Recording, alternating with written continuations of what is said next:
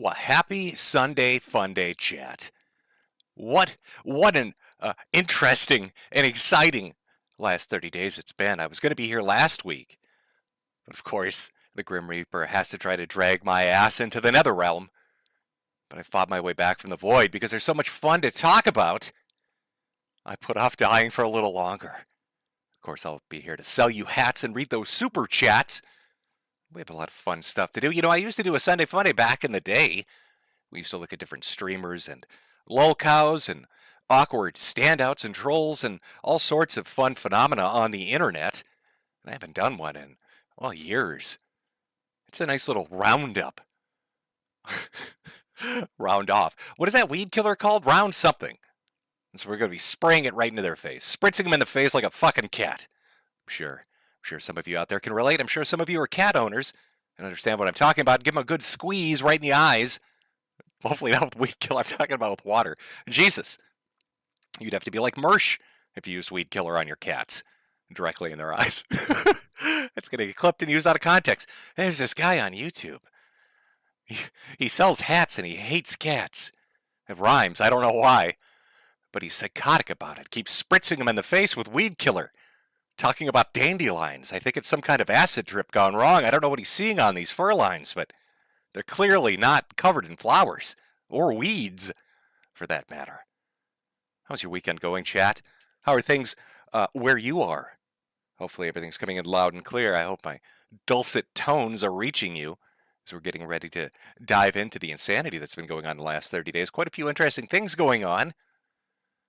And I thought we'd kind of ease us into it by talking about somebody that I covered, I think it was 2 or 3 streams back, when I did a little smorgasbord. Great word, by the way. Doesn't get used enough. I guess we're not an Amish country, so it's not going to. We're not those Dutch, Pennsylvanian Amish people. But nonetheless, a smorgasbord offering. We talked about Daniel Larson and others. And one of the interesting characters from the internet that we'd gone over was Andy Ditch. Let me just pull this up so we can take a look. Now, maybe you don't remember who Andy is. Put a picture up there. Such a handsome boy. Such an attractive boy. Look at him. Women love that look. They love that super obese and bald. It's a twofer. Nothing gets that pussy wetter than having tits larger than she does and less hair than her pussy. Oh, they love that. It's a little pro tip from me to you. Forget the gym. Just shave part of your head and eat a lot of Twinkies. Be rolling in it like our boy Andy here. Now, we covered him because he's got quite the interesting lifestyle. He runs around faking autism, which was kind of the conclusion we came to after looking at an absurd amount of clips related to him, which was only just a minute amount of what was out there when it comes to Andy. There's quite a lot of content if you were to look into him. People like Kiwi Tapes and Smokey MC cover him quite regularly. Me, not so much. So I got to kind of pick and choose from the best moments and put a compilation together. Well, it's sad news. It's sad news for Andy. Now, I know you're wondering, what kind of sad news could our boy be, experiencing? Did he run out of diapers? I mean, he fakes autism and he has a shit fetish.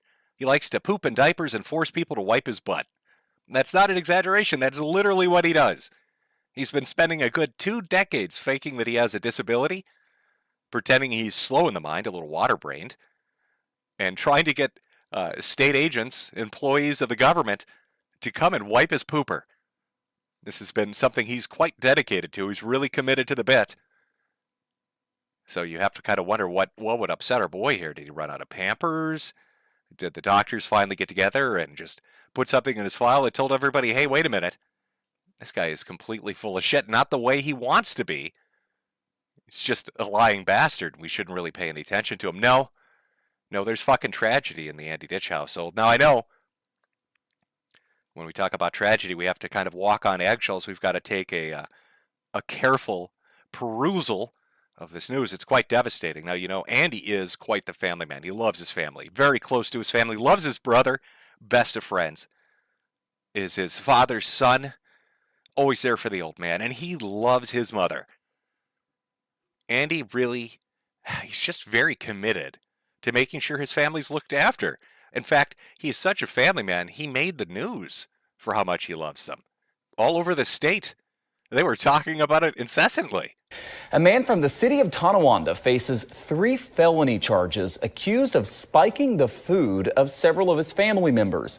Police say 34-year-old Andrew Ditch put Epsom salts and laxatives in the food and the water reservoir of the family's coffee machine. The family members knew something was wrong when they all started to suffer from nausea, abdominal pain, and severe diarrhea.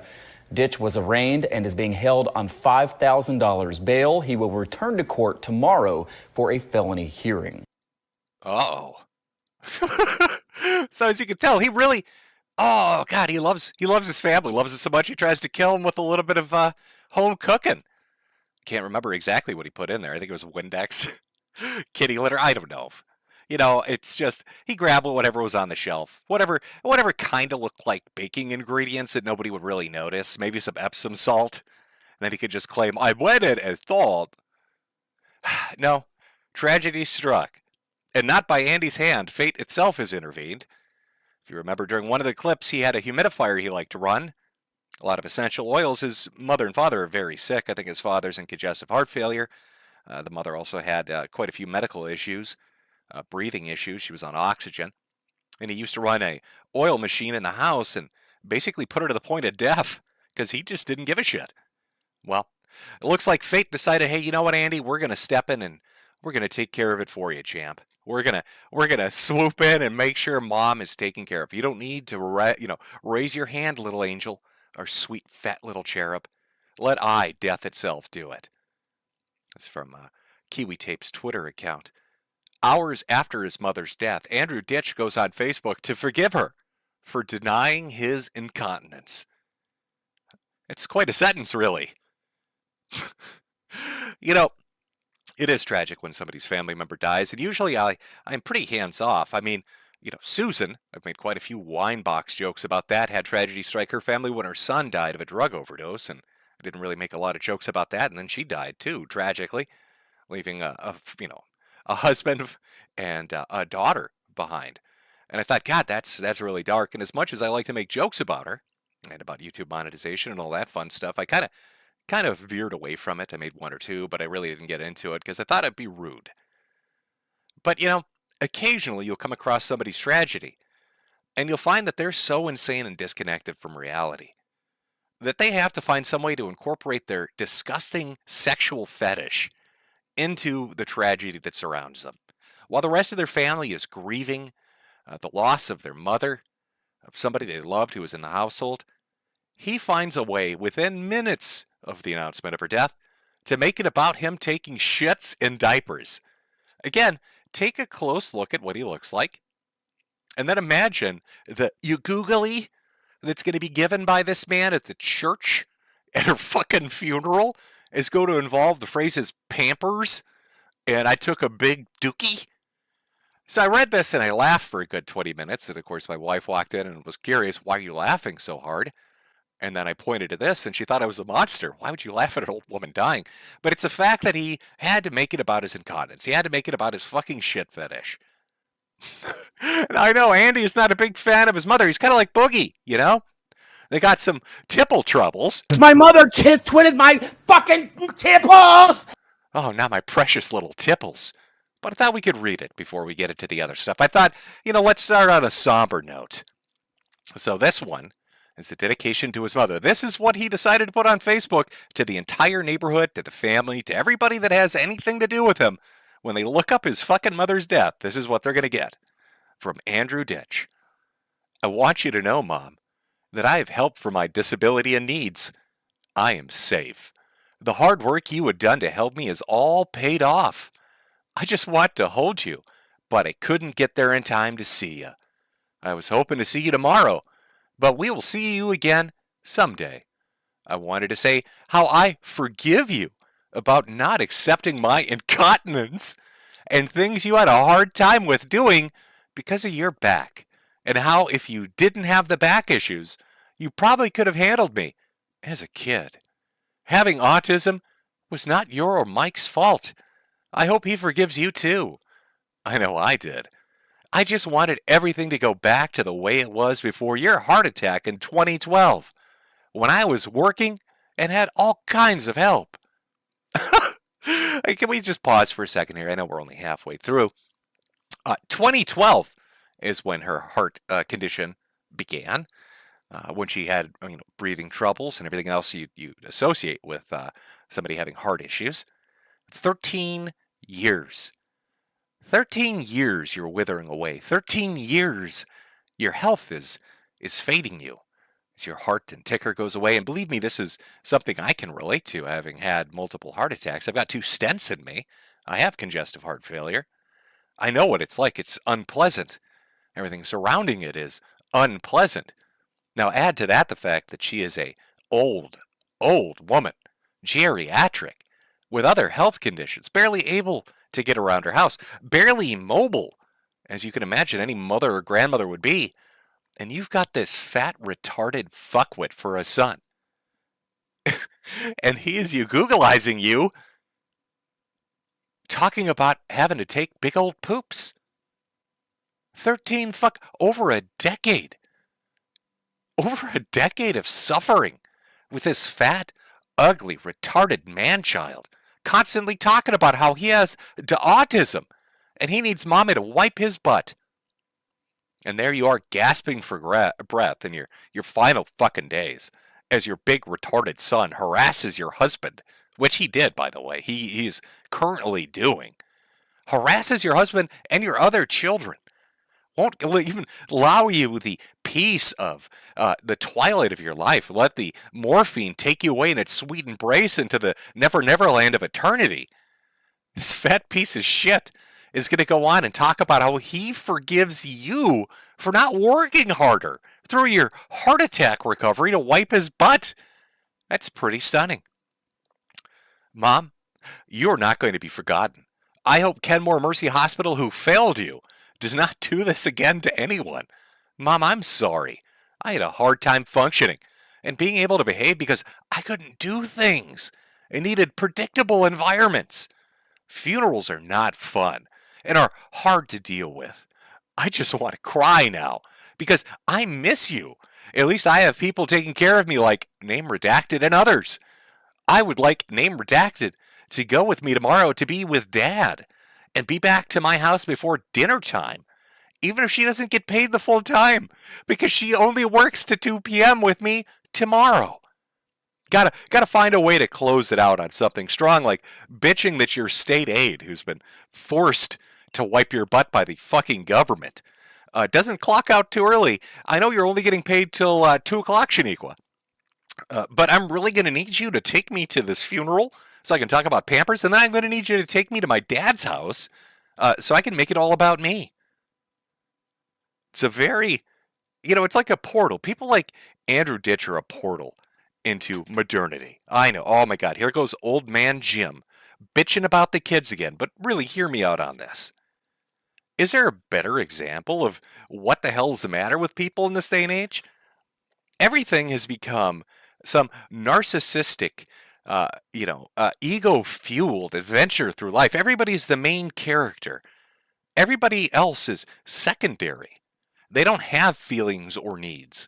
You can categorize them away and make sure the focus of attention is on you, because whatever their hardships are, they don't matter. It doesn't matter if they're a neighbor, a friend, somebody in the neighborhood, an acquaintance, a coworker, or God forbid, a family member. It's all about you. In fact, this fits with the theme of what we're going to be talking about today when we get into it with the in real life streamer apocalypse. But something is fundamentally broken with people. I don't know where you're going to blame it. Is it the permissiveness and progressiveness of society? Is it technology that's made people alienated and cold? Is it just the fact that everybody's been so shit for so long and nobody really noticed? Because we're all cocooned away and now it's more noticeable? I don't know. But he's the perfect example. A man who has dedicated himself to forcing others to take care of him for something that doesn't exist, that involves a sexual fetish. Somebody who is willing to rob his family and the taxpayers of time and money and effort, taking it away from people that actually need services. And he's going to find a way in his mother's last moments, in the remembrance of who she was as a human being after her death. He's going to find a way to make it about himself. and about his poop fetish. And there's no better capstone for what's going on in this day and age. People have, it's not even apathy, because they're not cold to themselves. They're very hot on themselves. They're very tuned in to themselves.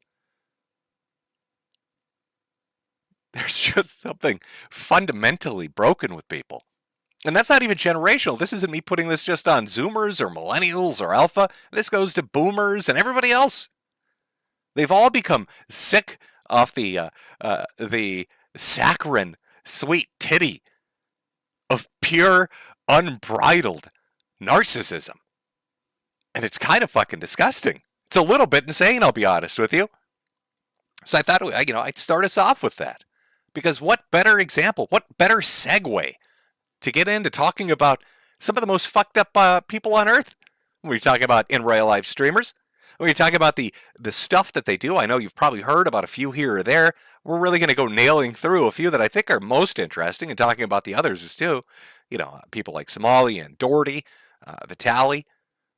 Some you might not even know, like Goodnight Chicken and others. But I think they're probably the best example, the case to be made for what I'm talking about. But Andrew, I think, kind of segues us in nicely to that. God, giant, fat, ugly man. When I used to do videos, I used to, try to interlace them with humor because it's good to laugh at insanity. But I did like to talk about a lot of the things that I found that were screwed up. Whether that was more lighthearted with Deviant Siri talking about people that were just into really goofy, weird stuff, right? Awkward, inflationary blueberry fetishes. Or Tumblrisms with the mind rot that was coming through colleges and academia and filtering down through the rest of society. But generally, I tried to kind of, put it in there and wrap a nice little bow around it. One of the things that's still kind of, pervasive, that's stuck around, is this egotism, this narcissism. But I don't want to. I don't want to be too down heavy on this, because we're going to have fun today. It is Sunday Funday. So before we get into the heavier stuff, as a gamer, I thought I'd talk a little bit about gaming and what's going on in the industry. I don't know if you know it, but I'm a bit of a gamer. Play a little bit of video games, okay? Beat my wife, keep her in a cage, drink a little Mountain Dew, and eat some Doritos, and I play some first-person shooters, all right? Buy the same game every year, all the DLC for it. Fuck you. I don't care if it's ruining the industry. I don't give a shit. A little bit of a gamer here. Like to swear, say a few slurs, if you know what I mean, a few hot terms that might make the neighbors blush if they catch me through the walls, and they're thin enough that they will. I think I've taught the neighbor children at least 22 different racial slurs. And I mean, we're getting into some really unique ones too, okay? I mean, I learned some doing streaming throughout the years. They've learned a lot more in the past few months. But one of the problems with gaming, oh God, there are quite a few of them. One of the problems I've noticed, and maybe you've noticed this too, is the rush to digital. Now, go with me on this little journey back in time for a mere moment here. Maybe you remember this, because I sure as shit do. When digital delivery of content was first pitched, it was right kind of on the tail end of the introduction of, microtransactions and DLC, and changing kind of the content of a game and who it applies to, and microtransactions and mobile gaming and all of that. But this idea of digital delivery was pitched to people, and it was article after article with every dev and studio swearing up and down the same fucking thing. It's going to be cheaper for you. Regardless of the development cost for us, it will be cheaper for you. When you're looking at the cost to put a video game out, oh, woe is me, they would go on and on and on at fucking length, talking about how the production costs and the disc costs and the logistics costs and the shipments and putting it on store shelves and working with realtors, how all of these different things all added to the total cost of that game, that $60 game sitting on that store shelf. Well, really, with digital delivery, it's only going to be $30 or $40. We're going to take out at least a third of the cost of that, and that's going to you. Those are the savings you're going to get. And that didn't work out, did it? No. There were no savings put towards you. They kept the price the fucking same.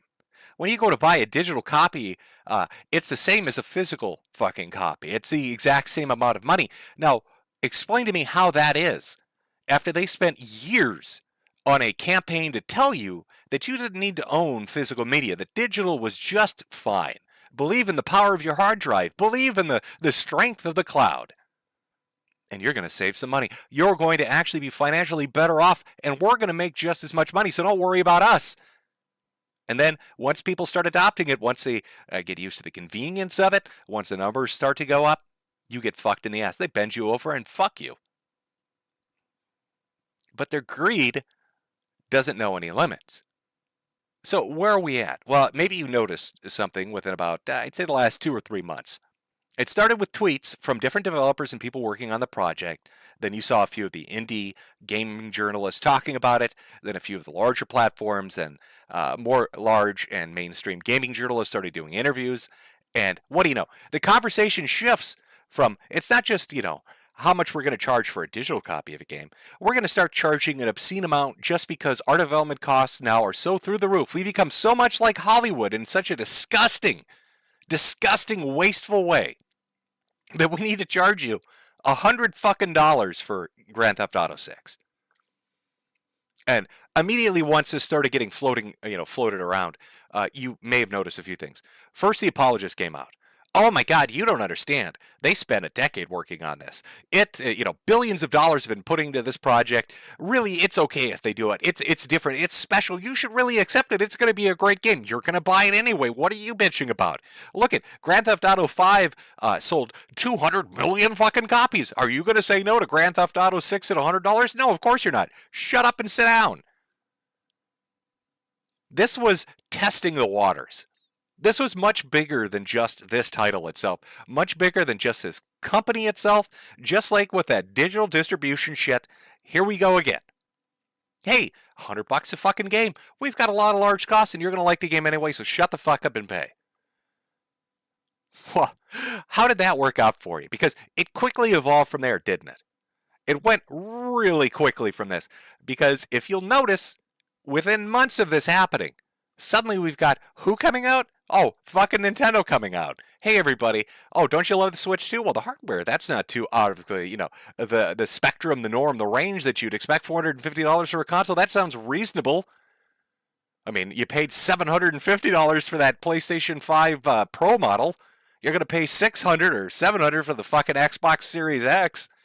So $450, that's pretty reasonable. I can't really fault them for that. It's that other thing that Nintendo's doing. Well, it's two, really. Right on the heels of Grand Theft Auto 6 for $100, here comes Nintendo out of the gates with $70 to $80 for their physical games and nearly the same pricing for their digital games. And, really enjoy those physical copies because not, just on top of that $80 fucking dollars you might be paying, you might also be getting a game key card, which is a blank fucking cassette, cartridge, whatever, that you get inside your case that you have to download the game anyway, so there's really nothing on it. It's a waste of everybody's fucking time and effort. So instead of just giving you a download code, remember, this was their initial plan. We're going to do a download code and cutting $30 off the price tag. They're going to give you a download code in a physical box and then charge you an extra $20. And fuck you if you have a problem with that. The balls on these people. And, their reaction to the heat they got for this, which is remarkable, by the way. Nintendo fans are known for taking it up the ass. They rarely complain. They love their console. They love their first-party titles. They got upset about that. It's a lot of fucking money, $80 a title. Well, here comes Doug Bowser. If you can't afford a Switch 2, stick to a Switch 1. Let's read the direct quote so I don't misquote our boy here. What did Doug have to say? As we look at Nintendo Switch 2 and you think about the feature set that I talked about, we believe that the pricing is appropriate for the value of the machine and the gameplay experience overall, Bowser said. We recognize there are some people that may not be able to afford the Switch 2's price point. That's why we wanted to make the other Switch platforms available, so people still have an opportunity to come into our gaming universe, be a part of these characters and these worlds, and see value, if you will, in whatever rung of the platform they come in on. Now, this was a sit-down interview with CBC, where Bowser had said this. I tried to look for the actual interview clip. I couldn't find it, but it's a direct quote nonetheless. Oh, now this might sound familiar to you. No others have probably pointed it out. But for those of you sitting there and pondering, where have I heard this exact kind of response before to people being pissed off in regards to what platform they should buy? Because he's essentially telling you if you can't afford it, buddy, you don't like the feature set, just stick to the Switch 1. Well, we have heard this before somewhere. Fortunately, we have a product for people who aren't able to get some form of connectivity. It's called Xbox 360. Right. So stick with 360. That's your message if you don't like it? If you have zero access to the internet, that is an offline device. I mean, oh, you can't afford our Xbox One? Just stick to a 360, you peasant. Oh, are there dirty, filthy, fucking poor people around me? Why don't you stick to the Xbox One? Or, I'm sorry, stick to the Xbox 360. Stay off the Xbox One, peasant. Oh, boy. And, of course, Microsoft, not to be outdone, running in there on the heels of Nintendo doing it, GTA 6 talking about it, they're announcing a price range across all accessories, consoles, and gaming.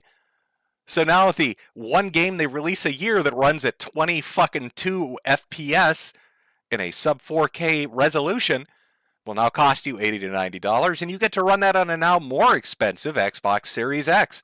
Are there more features? Is it stronger? A better CPU? None of that. It's the same fucking thing, but you're just going to pay more for it. Because Sony did that a year ago, and fuck you, you're going to put up with it. Absolutely lovely. Boy, I just love gaming. I just love getting robbed. I love getting fucked. I know a lot of people talking about tariffs and inflation, and all these. Don't make excuses for companies fucking you over. They're more than willing to do it without an excuse. They don't need your help. They lied to us years ago about the switch from physical media, and we're finally here. Welcome to it. This is the death of physical media when it comes to games. Nintendo was the last holdout. Microsoft was long gone with the Game Pass shit. Sony's already been licking their chops at it because they know that they sell more digitally than they do physically. Nintendo was the last hope. And now you're going to get blank cards with no code. What are you going to do if something's fucked up, if the system goes down, if Nintendo goes out? I don't know what you're going to do. You're fucked. You'll have a bunch of useless shit that doesn't work. That's always been the risk. I really thought we'd get at least one more generation, but that's it. It's done. This half and half shit, and then it's gone. And every company that can make money will do so. They don't give a fuck. They'll come up with an excuse. They'll placate you, tell you things you want to hear, but they're going to charge you $100 for a digital download code, and you're going to put up with it because you got stuck sinking $800 into a console you can't fucking back away from. What in the fuck is going on with these people? With their overinflated budgets and just horrific fucking customer service and their antagonistic, hostile attitude towards their customers? Is that look at the slop that's coming out. I mean, do I have to point you to how the innumerable number of AAA titles that have come out and are dog shit? I mean, this game in particular, they insulted their fans. They lied about what they were doing. They put together a sloppy product. They delayed it, and it still was a sloppy, shitty product. They lied about their sales numbers to try to make it look better than it was. They antagonized people. They shit on people. They didn't hit those sales figures for an overinflated project that has a fucking bizarre identity of hip-hop chauvinism by DJ Thug Tits here. And they're females. Oh, God, there are so many issues with this particular title. I don't need to go into it. You've got 1,000 YouTubers that will go over it. But it's more to illustrate a point. Look at the things that are coming, even by companies that are known for putting out decent products that people like. Look at Bungie's newest endeavor with Marathon. This absolutely sterile, soulless pile of shit. This looks like the sort of FPS I would have played in the middle of the 2010s that I downloaded off some free-to-play fucking website and runs in the remnants of Flash. That's what this reminds me of. One of those free-to-play FPS shitty Flash games that's got an ugly, understated, indie art style that's just bare bones fucking mechanics. As bare as you can get, charging $40 for your 2-map extravaganza? Are you out of your fucking mind? They put an alpha out there. The alpha doesn't do well, and that's based off the fact that the available numbers you can see of people participating in the alpha went off a cliff on day 2. And so they open it up. They get rid of the NDA because they're going to show you how great it is. And it's soulless slop shit. And how sunk into it is Sony as the owners of Bungie? How fucked are they after Concord and all this? You know, they wanted to hit that trend because game development is always like 5 years behind everything. That's why Sony has so many shit bombs dropping right now, because they really thought they were going to be the next fucking Fortnite. They really thought that they were going to get on that Tarkov shit. And here they are years later with a fucking uninspired, sloppy, shitty, fucking sterile mess. Time and again. And of course, those games by themselves are shit. But then you infuse that uppity, lib shit, hippie, fuckwit San Francisco flavor. And you're cooking. You got a little fagaroni on the stove. Now the blue hairs have really, really fucked you with their horrific looking color schemes and models. They got to put a little DEI in there for no reason. Nobody's going to stop them. God almighty, what is going on? And they're suffering. They and all the people they work with are absolutely suffering for it. Even in gaming adjacent sectors like gaming journalism, here comes Polygon. Gaming news site Polygon gutted by massive layoffs amid sale to Valnet. Polygon co-founder says he's just completely sickened by the news. Oh, are you, buddy? Oh, God, it's so devastating. Oh, everybody at Polygon got fucked in the ass. Well, you know, first off, you don't hate gaming journalists as much as you should. So let's celebrate. Can I get an F? Can I get an F for fuck you, Polygon? Can I get an S for spit on him? Oh, it's into the bread lines with you, Libby. Take your hippie smelly ass. Take your San Francisco ass into the fucking bread lines. That's where you belong. Let's get an S. Let's get some S's. My little snakes. My little sweetie squad snakes. Can we get some? Let's spit on them. Show me a little contempt and spit on the motherfuckers. Grind them into the dust. You need to celebrate more. You need to celebrate when your enemies make a tactical mistake for their hardships and suffering. You know, that that quote from Sam Hyde is fucking accurate when he talks about what they want to do when they win, hurting you and your family and your children and thinking it's funny. Show no mercy. Enjoy your victory. Savor it. Grind them into the fucking dust so they can't get snotty about it because they think they have the moral high ground. Fuck you. Fuck you. Who's going to hire you now? Where are you going to write now? Because this trend is everywhere. It's not just in gaming journalism. It's all the fucking companies. Report, EA lays off hundreds of workers after canceling games at Respawn Entertainment. 300 to 400 fucking employees. 300 to 400. And this isn't, something that's once in a blue moon. This has been every fucking week since the start of pretty much 2025. It's news of some AAA game failing, some company failing their earnings report, some endeavor being canceled, some gaming adjacent thing getting gutted and all the people fired, gaming journalists being nailed to the fucking wall by new parent companies, and corporations expunging subsidiary studios and letting go of mass amounts of employees. You know, when I looked at the numbers, it was catastrophic. I don't think people understand how catastrophic the percentage of firings in the gaming industry have been in 2023 and in 2024. When you hear numbers between 10 to 20,000 employees throughout that entire fiscal year period, you're talking anywhere from 15 to 20% of people being shit kicked. And here we are in a new year, brand new year, keeping those numbers. We're fighting for those numbers. We're pumping them, boys. We're pumping them. So you tell me, what message is that sending to these fucking retards? Because I'm confused. How is a company going to come to me and say, hey, you're going to pay me $100 for this game, and it's a digital-only game? What are you going to do? Well, how about I don't buy it, asshole? How about your industry is literally getting a boot on its neck? I am George Floyding your fucking industry. Where are you to dictate to me anything? Where are you to get snotty with me about fucking anything? I will burn your shit to the ground, and then I'll pirate the stuff that you worked on before you became poverty-stricken. What are you gonna do about it, bitch?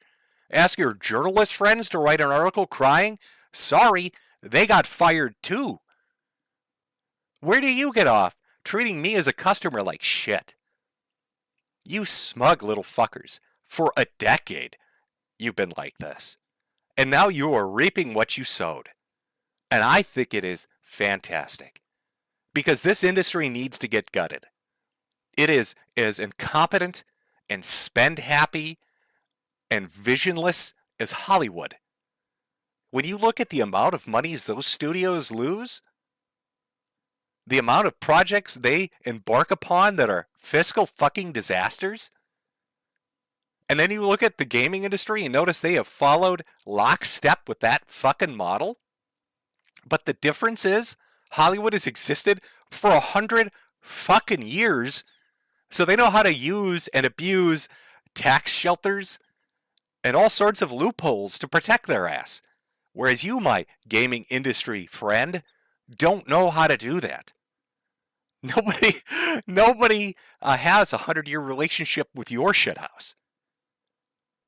You're going to dictate to the customers that we need to spend more money and be happy about it and get less for it? How about fuck you? How about I can handle not having any video games for a decade? Can you handle not living in a house?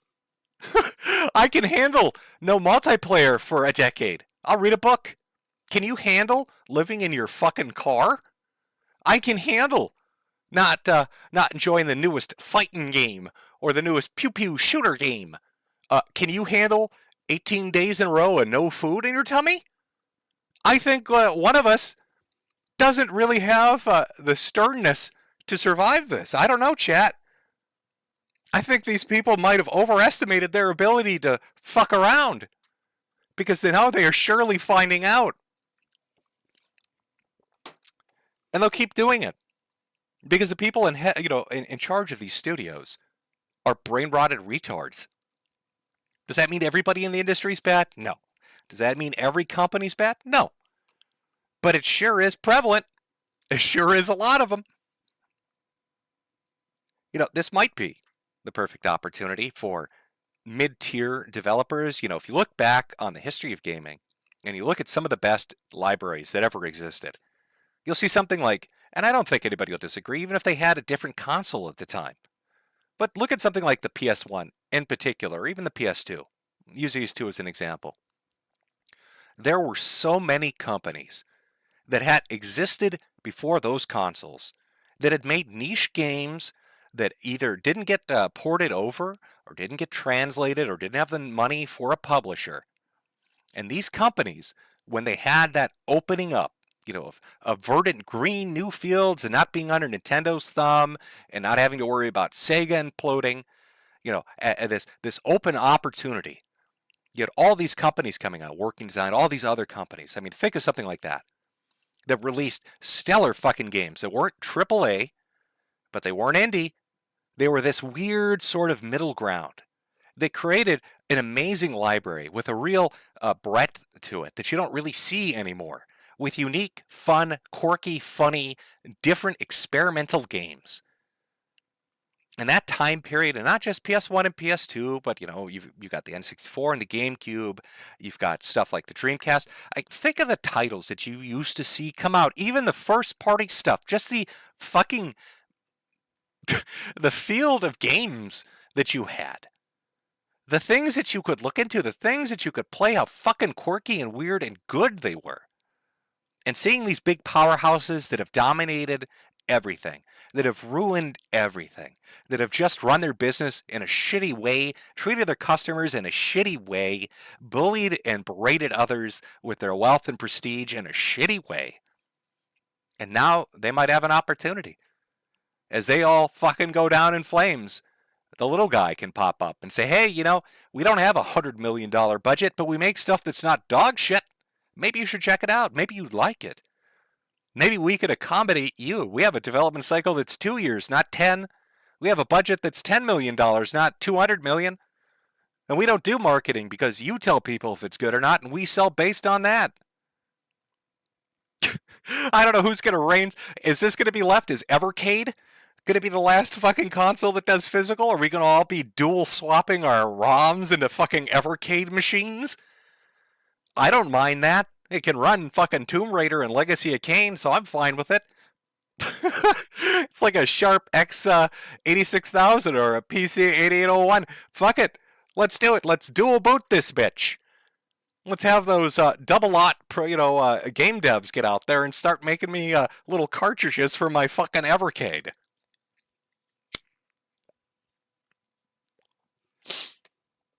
Oh, sorry, I went off on a bit of a tangent. Yeah, this is just, it's something that does bother me. I probably, like the majority of you who are watching this, have, I'm your typical, I'm so typical when this comes to it, middle class. And my spending habits and my earnings, everything when you look at our household is just your basic bitch middle class sort of person. I'd love to be one of those streamers that does it every day, and I've got a Lambo and a stupid mansion and whatever, and then I don't have to think about money. But me, like every one of you, when I see this sort of stuff, it pisses me off because I think to myself, I do like gaming, and I like it as a hobby, but I'm not going to put that much money into it. I just can't. I can't put that much money into it anymore. I can't justify to myself $100 a game, even if it's a good one. I can't justify to myself getting something that's just a download code. Rich coming from a guy that's got a fucking Steam account, but it's true. I mean, maybe if they acted like Gabe, this would be a different conversation. But have you ever seen Sony or Microsoft or Nintendo say, hey, everybody, we're going to do a Summer Games Fest and everything's $1. Hey, everybody, just for the fuck of it, these 100 games are free. Why not? I'm Gabe and I love you all. No, they never do that. They never treat it like that. So how is this guy with a PC, service platform in a monopoly almost? Do you really count Epic and Blizz? No. So with a monopoly, is still more generous to everybody than all of them. It blows my mind. It really fucking it gets to me. And I kind of wonder if Gabe ever has a conversation with the people on his platform when he talks about doing sales and he's like, listen, it's fucking digital, man. You don't have a product cost. Yeah, we get a cut, but everybody gets a cut. That's the reality of how this works. That's a platform cut, just like you get on a console. But what you don't have is a physical cost. So it just, when it comes to this hobby, I can't justify it. I can't pay $100 for a fucking download code. I can't pay $100 for something that should never have gotten to this. And I don't want to hear about, I've got a JCPenney catalog and a Toys R Us flyer from the 1990s. Yeah, from Serbia. Okay, you got that from Germany or from England or whatever other fucking country it was from. Yes, I get it. Nintendo occasionally had overpriced shit. But if you look at the N64 and you read everything about it, there was a reason. Those cartridges were cost prohibitive. That's why why do you think Final Fantasy VII ended up on the PlayStation rather than the N64? Square didn't want to pay money to put it on a cart. So it's a completely different fucking conversation. Oh, I just got my gamer hackles up. I'm sorry, ladies and gentlemen. Just working out a little bit. There's Jimmy's getting a little hot. But I wanted to switch it up a little bit. I wanted to switch it up a little bit before we get into some of the more serious stuff. Talk a little bit about Andy Ditch, rip in peace, Mama Ditch, and a little bit about gaming. But the actual show, the main show, is coming up here. We've got two things, the IRL streamer apocalypse, but we've got another one that I'm going to work my way into because you might not be aware of it. Currently happening right now at this very moment. But GiveSendGo, they're in the middle of a race war. Race war! Race war! Race war! Race war's on, everybody! It's going down! Shit is going down! Now you see, the story of the GiveSendGo race war is quite interesting. It focuses around two campaigns that have shown up on this little indie platform where you can do donation campaigns. Think of a GoFundMe. Maybe you haven't heard of GiveSendGo. It's just an alternative, same thing. There's nothing really super different. They're a little more forgiving, though, when it comes to what kind of campaigns can be on there. They were sort of established as that, as the alternative that wouldn't boot you for putting a campaign on their platform. And our story of the GiveSendGo race war begins with two particular campaigns. One revolving around a gentleman named Carmelo Anthony, who, as you know, I checked this earlier today, maybe the numbers are a little off, but as of today, is sitting at $521,872 raised off 15,235 donations. Now, Carmelo Anthony is somebody who's been accused of murdering another student. He stabbed him in the heart at was it a track meet or a run? Killed the kid. And they have put up this campaign, and a lot of people, 15,000, have donated $521,000 to him and his family. But Carmelo's not the only one up there right now. No, we've got another person. This is what makes it a race war. Her name is Shiloh Hendrix. Currently sitting at $628,342, up 23,359 donations. Now, Shiloh Hendrix didn't murder anyone. She didn't go around stabbing high school track athletes in their heart with a fucking Bowie knife. She said a no-no word on a playground to a child that was allegedly stealing from her and her family and was in the middle of getting canceled. Oh, cancel culture. But something funny happened, and we're going to talk about that. We're going to talk about the GiveSendGo race war, the story of Carmelo Anthony and Shiloh Hendrix, and what the hell is going on. Because it talks to larger issues that are currently happening in society right now, and something that's sort of kind of fucking remarkable. And these stories are really actually related in a way you might not imagine.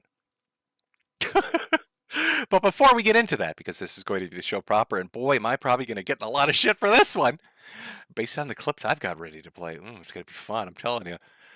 Before we get into that, this is a hat-funded economy, so let me be a little bit of a whore, and then we're going to take a small break, and after we do the break, we're going to get into the race war. So I'm going to let my little merch commercial play. Take 5 minutes, grab yourself a drink, get ready. Of course, listen to the commercial. Go get some of the new Americana merch, the Brutalism stuff. It's good stuff. Or maybe some Candyman merch. I don't know. It really is up to you what you'd like. There's a whole host of new items up there. I think I've got a picture of a few of them. There you go. The Brutal Americanism and the Sweetie Squad van. The very nice, wholesome family stuff. Mars is Ours, Manifest Destiny in Outer Space. Good stuff, too. Find that over at Metokur.myshopify.com, home to many hats. So let's do a small break. We'll get back into it with the Shiloh Hendrix story and Carmelo Anthony. Believe me, it's going to be a doozy. It's going to be a doozy. Oh, boy. We all love Jim's hats. Let me move a little bit. Over on Shopify. Metokur.myshopify.com. Buy the finest hats available. You got to do this. You're going to do that over at my store. Buy my hats. Teach the communist lesson. Fuck the lemons. Buy a hat. You got to do this. Buy my hats. You got to do this. Buy my hats. You know what? Buy a hat for your hat. You got to do this. Buy my hats. You got to do this. Buy a hat for your hat. Quality. Buy my hats. You got to do this. Buy a hat for your hat. You got to do this. Buy my hats. You got to do this. Buy a hat for your hat. Oh, holy shit. Oh, what a fucking beautiful ending to this. Oh, God. Let me get a cigarette for this one.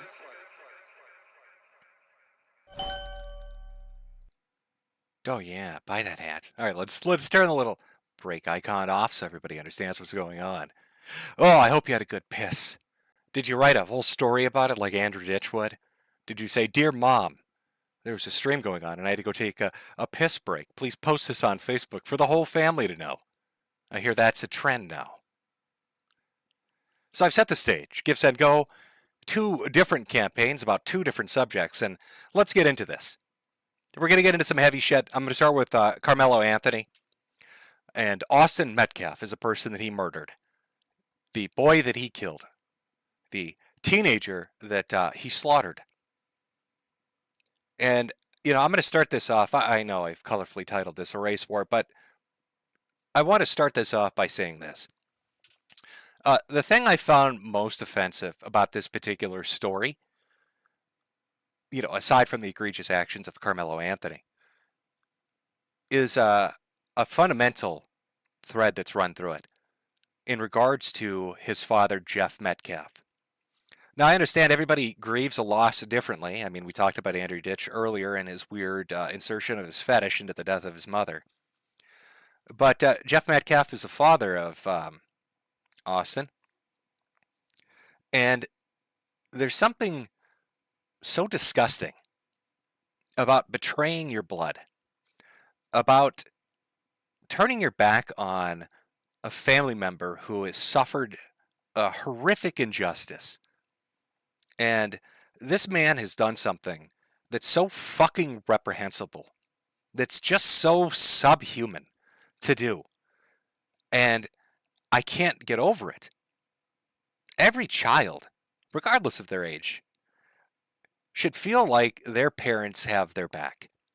Should feel like they are there with unconditional fucking support and unconditional love. And don't, get this twisted as me saying, oh, you've got to pay for all your kids' shit and put up with their bad. No, of course not.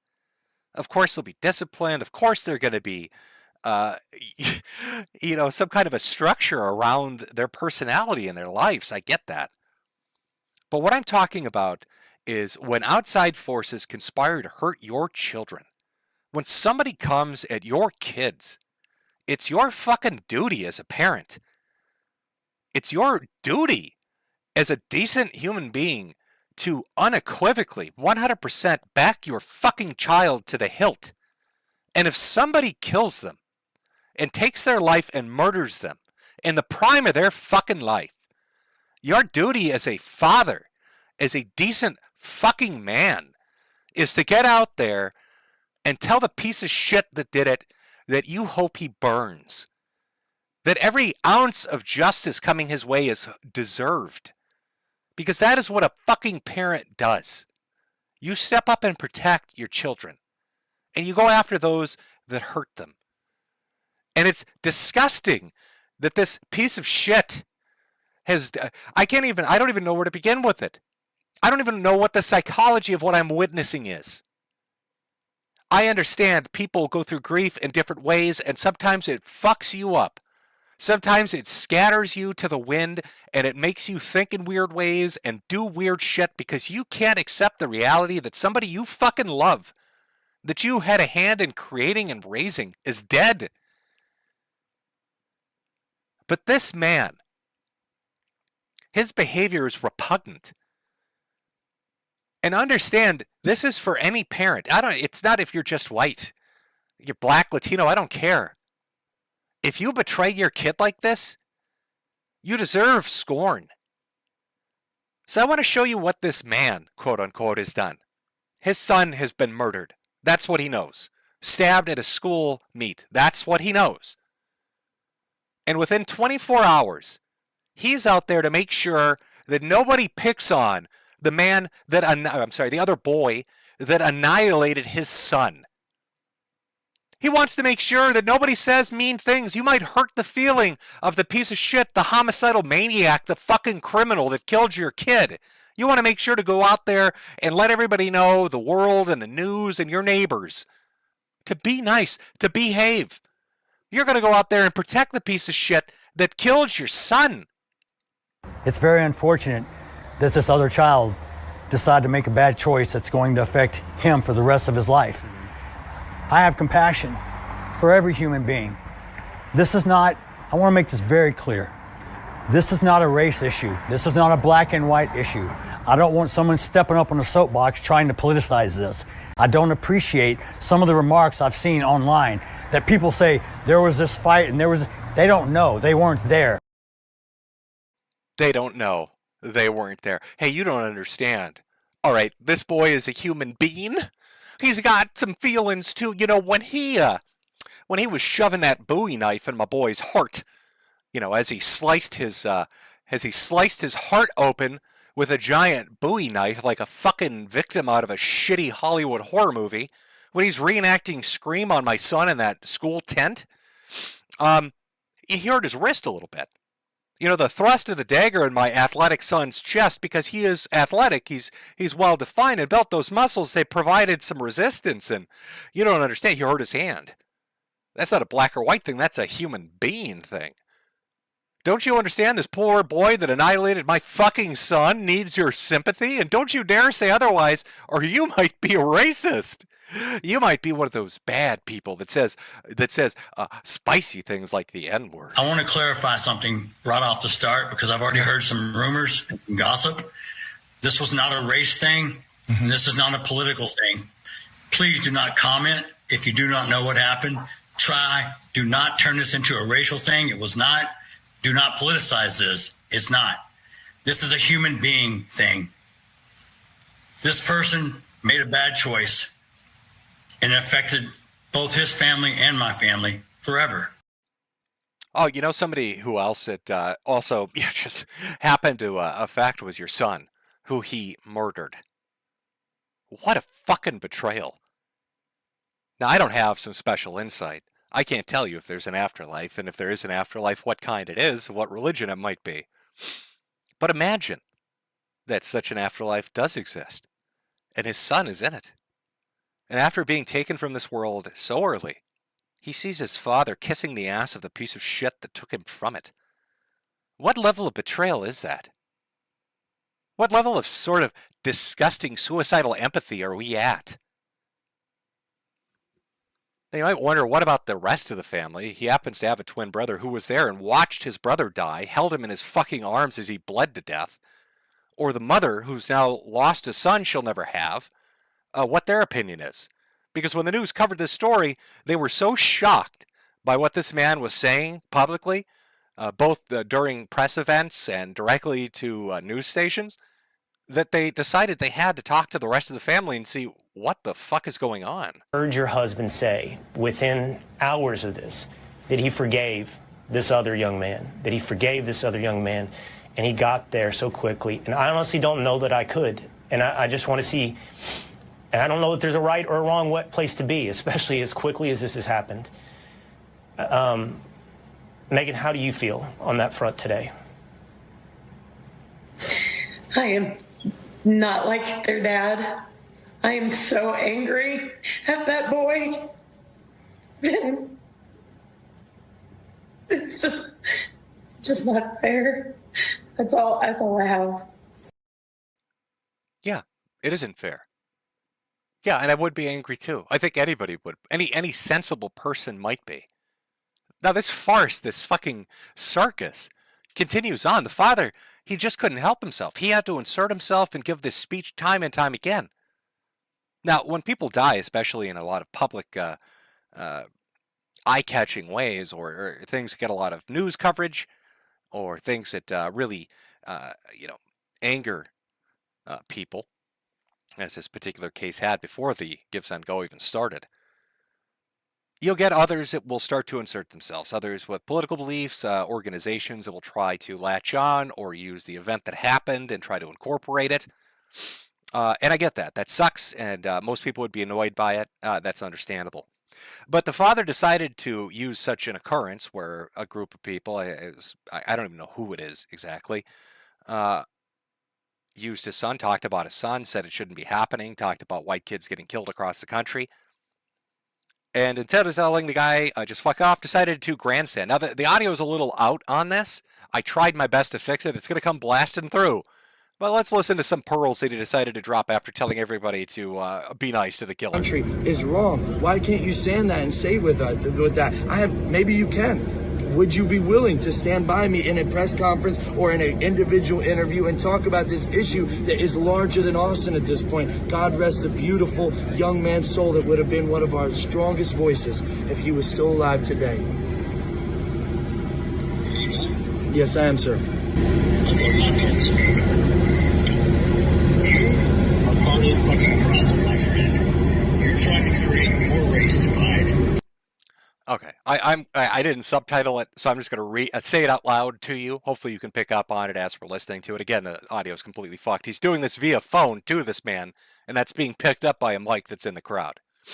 The first thing he said is, "You're making this worse. You're making it a race issue. You're basically a piece of shit. How dare you? How dare you bring up the facts of this case? How dare you condemn the kid that murdered my son?" Bridging the gap. I do not condone anything you do. You do not have any right. That's called white guilt. No, let it talk. My son, let me finish. I'm giving you time. You take my son's face off your website. I am not associated with you. I don't. You're creating more Austin Metcalfs with your weakness, sir. You know, generally, if I saw a clip like this, I'd almost always be on the parent's side. I'd be like, stay away from the event. You know, don't try to use the kid. Don't try to politicize it or use it for whatever your fucking thing is. But this guy actually is right in this instant. Your son got stabbed for no fucking reason. And you're out there on your knees sucking the dick of the murderer and his family and his attorneys and telling everybody they're wrong for talking about the facts of the case and running cover for this shit. And you're going to see what that results in. Yeah, you're creating more. You're creating the same mentality in the environment that's going to lead to more of the same shit happening. This guy actually happens to be right. So what happens to Dad? You know, when he's down on his knees sucking dick like a retard. Oh well, let's see if the courtesy's returned.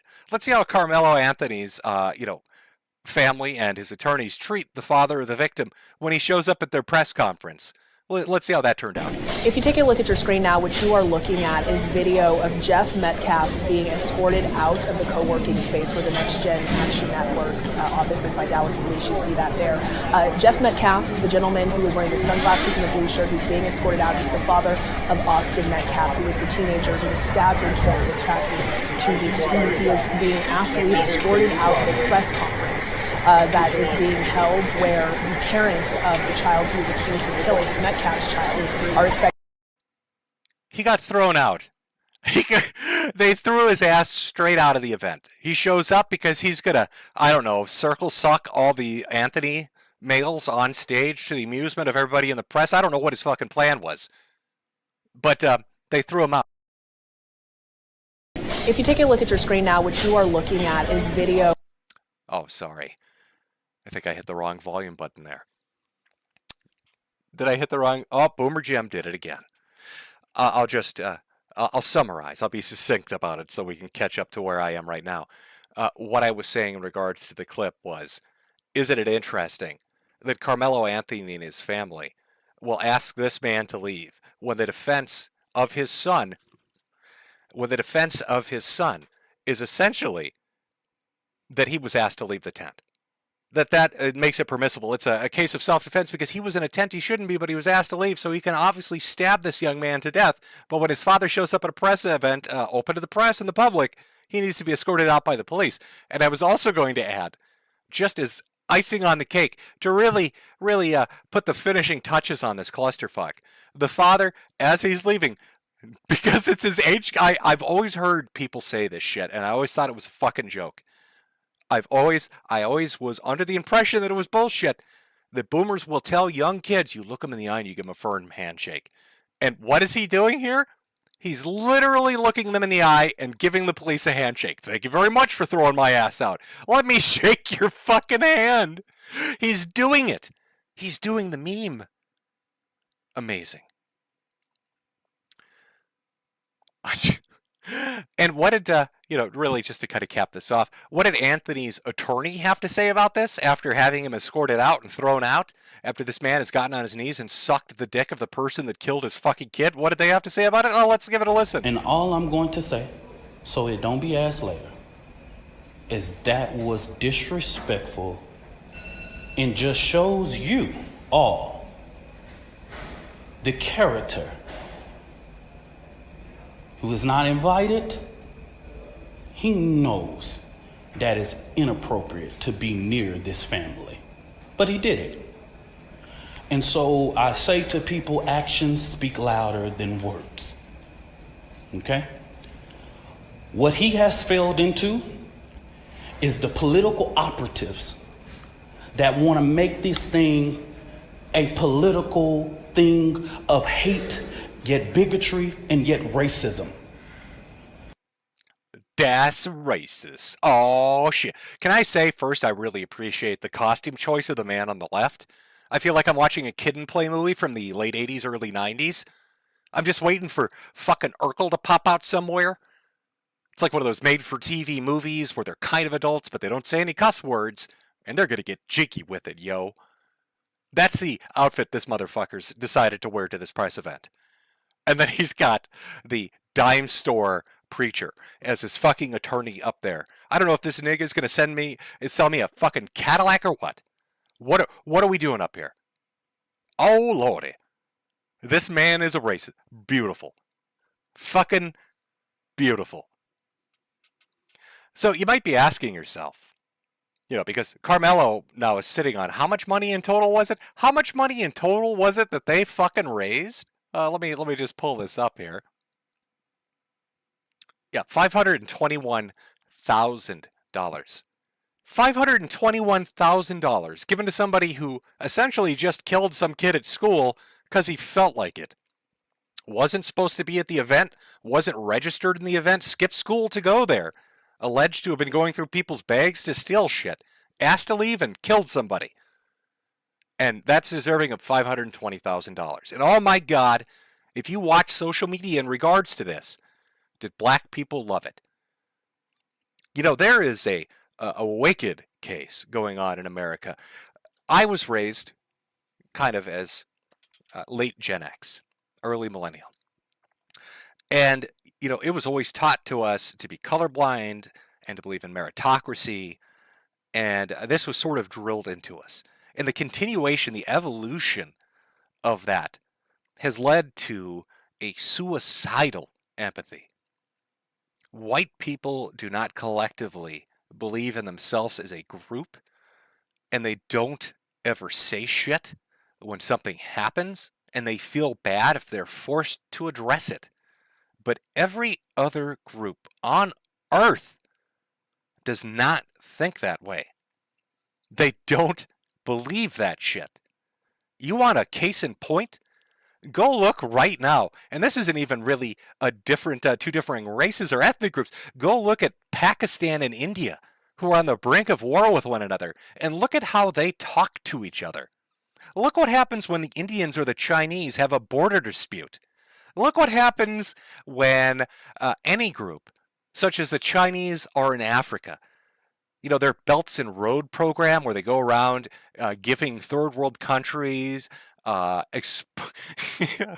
I'm not going to get too deeply into what they're doing with the exploitative practices of their government, but they're going into third world countries and building their bridges and shit. You ever see a Chinese tourist go to like Nigeria and see what they do? You'll see black people walking up and down the street going bing bong ching chong.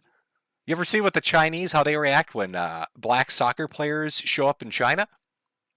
Every group on earth thinks in some degree along racial lines, along ethnic lines. But white people have evolved this weird sense that they can never be collective when addressing an issue that affects an individual or the group. And this man, Jeff Metcalf, has been so bred and fed on this disgusting shit that he is willing to betray his son so that he looks good and non-racist when it comes to the piece of shit that killed his son. Most parents would defend their kids even if they were egregious pieces of shit that were guilty of something. And yet his son appears to be a completely innocent victim, and he's willing to throw him under the bus because he doesn't want to look like a bad racist. He doesn't want to look like he's thinking something wrong about this kid because he's a black kid. And every group out there is laughing at white people as they do this. And black people have been doing fucking cartwheels over social media, laughing their ass off, talking about how that teach those white people who can't season their chicken. Oh, lordy, white people can't season their food. So I donated $20 to fucking Carmelo. And what's Carmelo doing with this ridiculous amount of money? Did they use it for bond and bail? Oh no, they're using it. They're using it well, all right. They decided, hey, let's move into a nearly $1 million house in a gated community and buy a brand new sports car right after the bond. So, if I'm getting this right, he murders a kid for no reason, gets $500,000, moves into a nice house and gets a fancy car, and the victim's father gets on his knees to suck his dick. Well, you can imagine the effect this might have had on, I don't know, white people. They started to get a little bit mad. You know, I've said this before. Now, this is unrelated specifically to this. In regards to politics, with something like Trump's victory and the things that are going on with DOJ and corruption in the government and all of that, that I think people are going to go through a phase, essentially. Have you ever seen somebody come out of a cult? How it usually takes about a year for them to get deprogrammed? So America is going through this deprogramming when it comes to lib commie shit in their government, and becomes to government corruption. And, you know, a part of that, as this deprogramming is happening and people are like, hey, wait a minute, maybe I shouldn't be taken advantage of. Hey, wait a minute, fuck corrupt politicians. Hey, wait a minute, you know, these commies have been lying to me. Part of that deprogramming is them going, hey, wait a minute, why is this kid getting a fucking mansion for stabbing some white kid at a track meet? So right on the heels of this happening, what do we have happen? Well, we have a young lady online who's currently being referred to as Joan of Park, Shiloh Hendrix, who got into a little bit of a kerfuffle. Now there she was with her beautiful baby boy at the playground. I think I have a pic. Yeah, here's a picture of her and her son at the fucking playground, just taking it easy.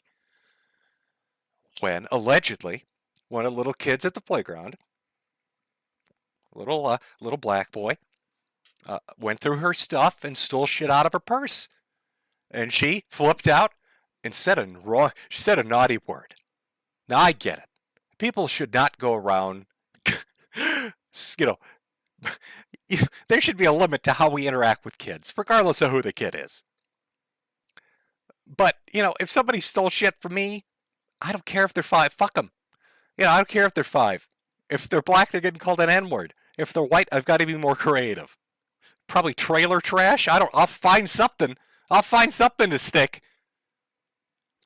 Maybe they're Italian. I'll call them a Guido. I don't know. I'll think of something. But that little 5-year-old's going to hear something. They're going through my shit. So anyway, she's there with her son on the playground. Kid goes through her shit. So what do you know?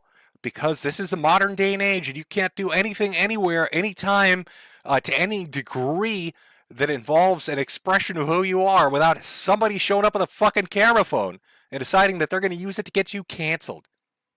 Call him the child? The fuck you talking Did you about? call the child the word? None of your fucking business. It is my own business. You call him a... Okay, why don't you have the boss to say it right now again?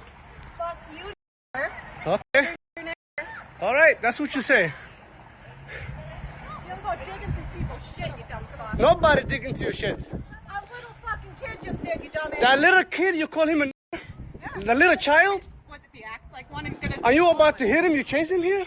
He took my son's stuff. So that gives you the right to call the child, 5-year-old, and the N-word. If that's what he's gonna act That's like. what you're gonna call him. That's what he's gonna act like.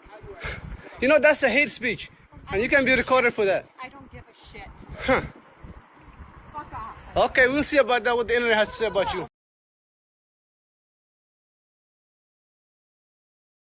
Oh, we'll see what the internet has to say. I think the internet has to say, here's $600,000. I think the internet has to say, hey, you know, after that Carmelo Anthony thing where black kids are getting mansions for stabbing white kids, fuck you. How about that? Oh, we're going to cancel her? How about we're going to put her in a mansion? How about we're going to make sure she drives a Lamborghini? How about her kids are going to vacation in the fucking Bahamas? How about she's going to go to fancy restaurants and eat incredibly expensive food and drink champagne? How about that?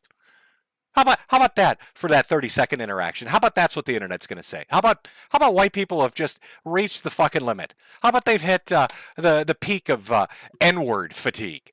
How about they just don't give a fuck anymore? And we're going to sanctify and canonize Joan of Park here.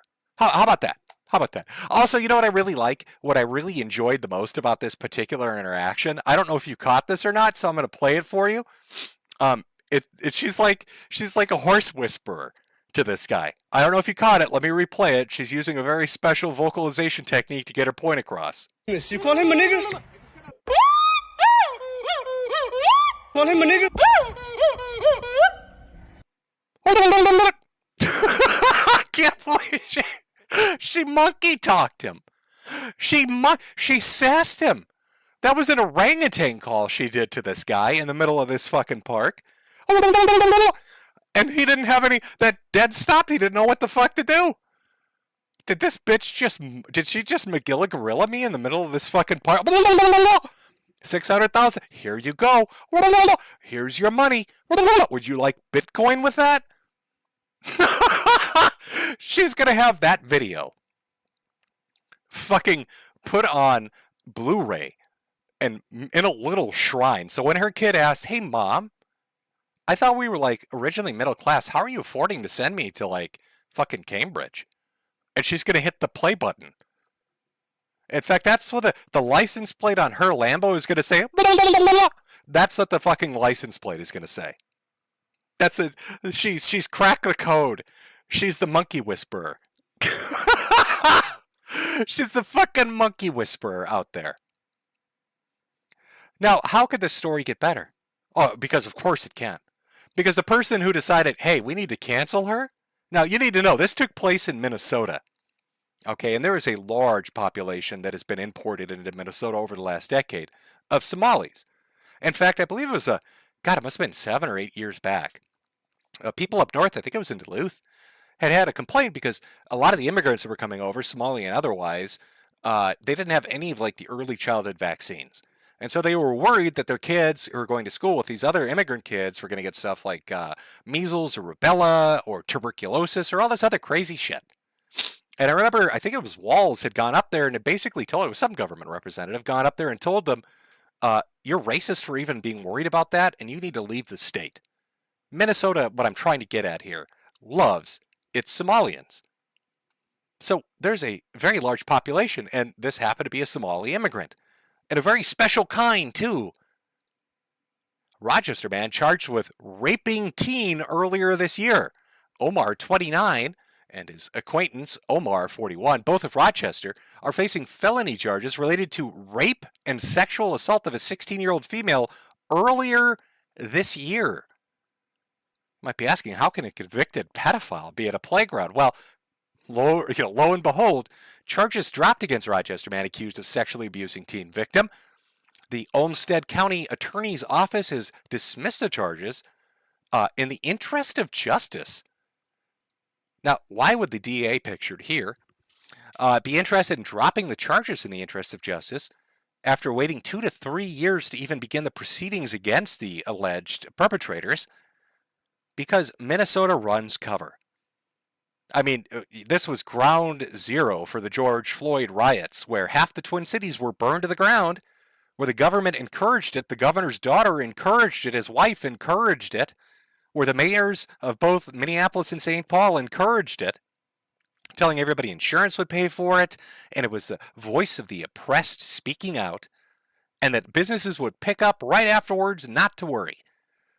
And now there is a massive crisis in the Twin Cities with a flight of numerous corporate headquarters, with a 40% unoccupancy rate of businesses in the downtown, with just explosive crime and crushed small businesses.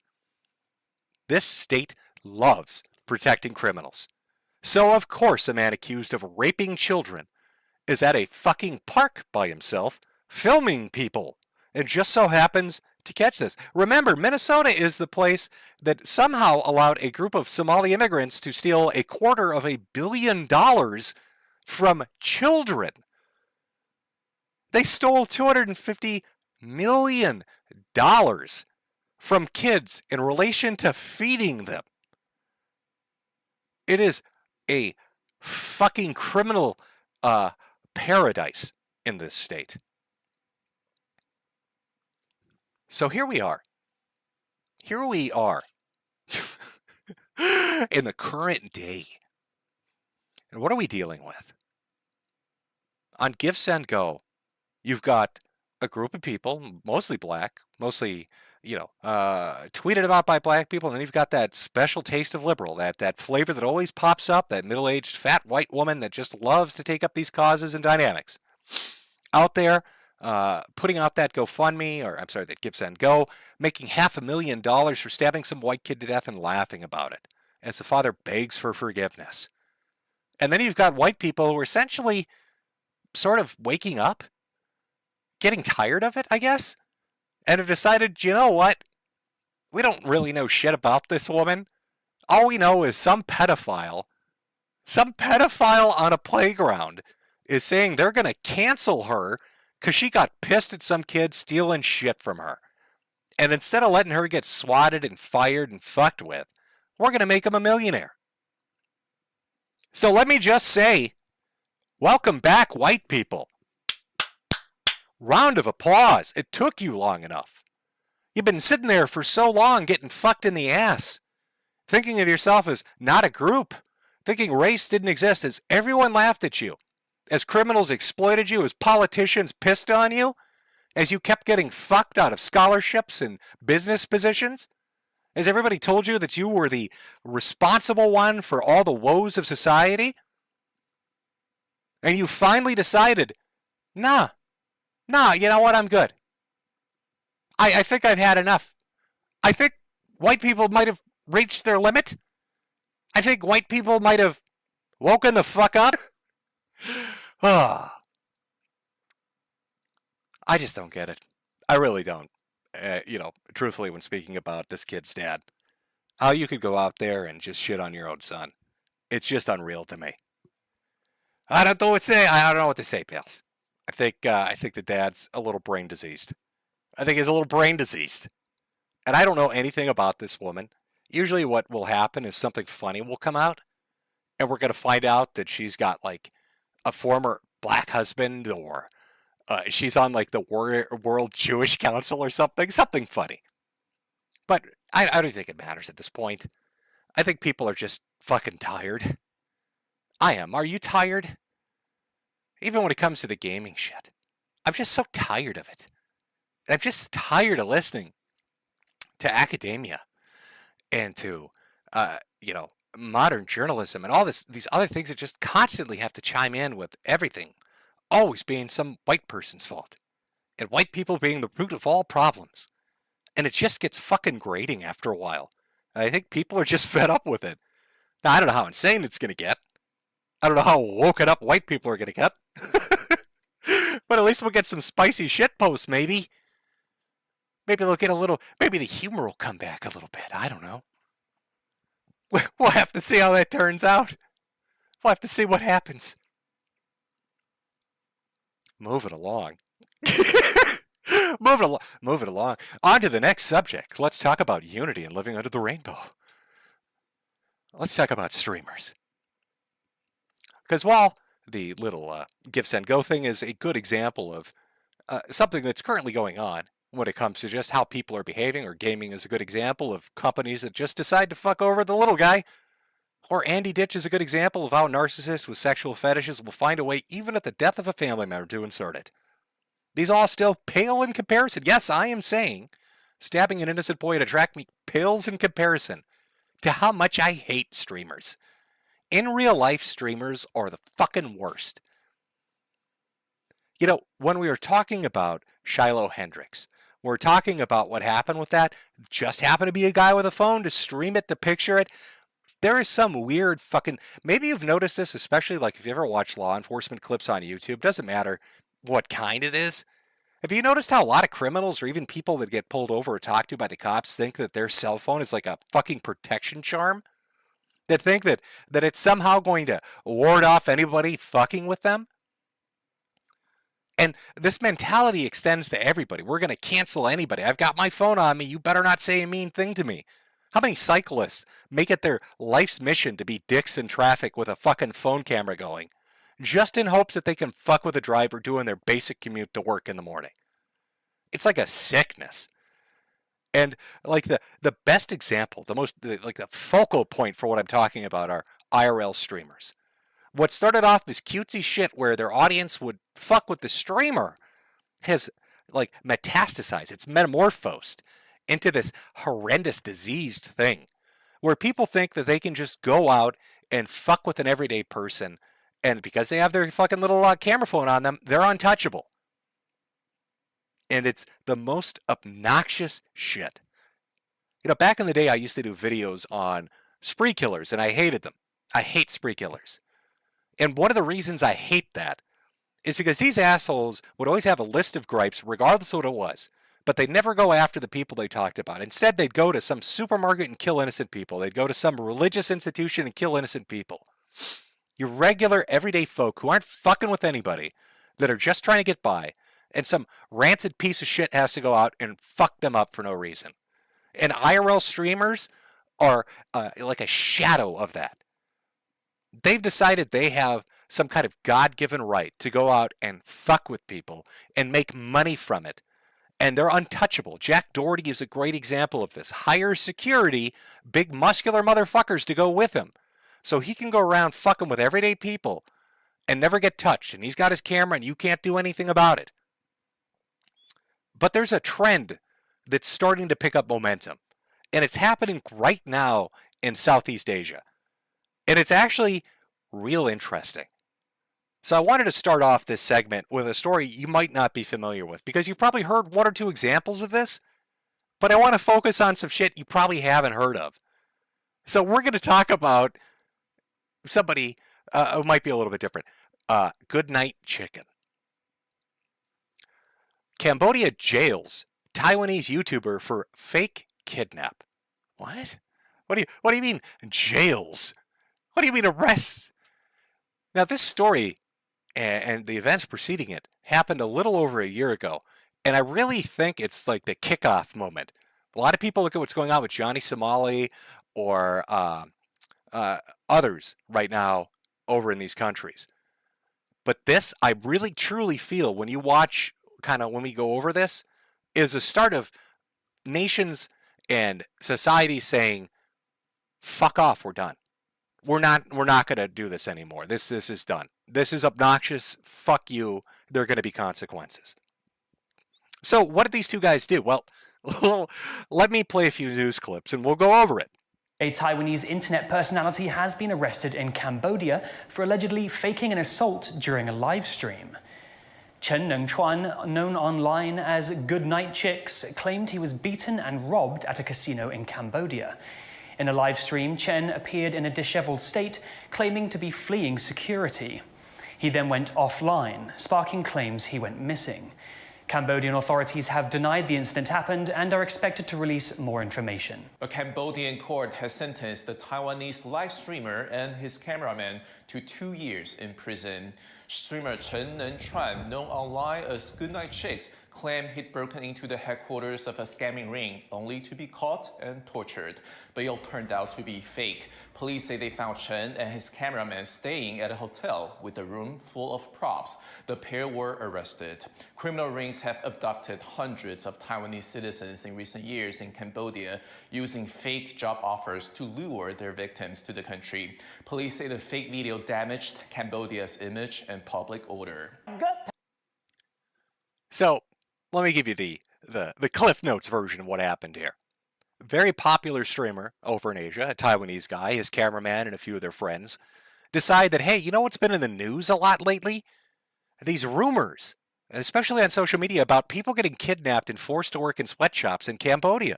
Apparently, if you go over there, you'll get taken off the streets and forced to do labor at like some sweatshop and never get help. They keep you in a barbed wire building. It's crazy shit. You know what'd be super awesome? Let's go to Cambodia, a country that has issues with tourism to begin with. It's had its own shit to deal with for years now. And let's just make up a story to our massive audience that we are being hunted for sport by corrupt officials in the Cambodian military and security apparatus, that they've taken us hostage and are forcing us to work on building, on stitching together Adidas shoes. So that was their little plan, and they had props and they had costumes and they set this whole fucking thing up to make it look like it was real, and his fans thought it was fucking real. The entire country paid attention. They sent out search parties. The military and police all over the country started looking for them to rescue them because they believed it was genuine.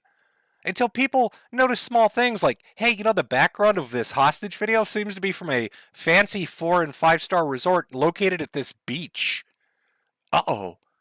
Oopsie. Maybe we might have made a slight miscalculation on what's going on here. Look at these motherfuckers. Look at these disgusting pieces of shit. They got 2 years.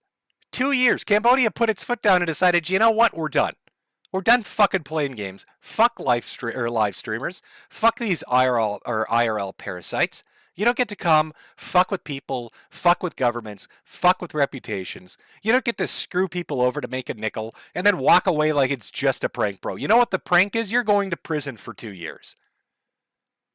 And the best response, and I swear to God, I wish other countries would do this, is what their government said. Imagine this. These guys get sentenced to 2 years in prison, and their families are hysterical, and their friends are hysterical over this.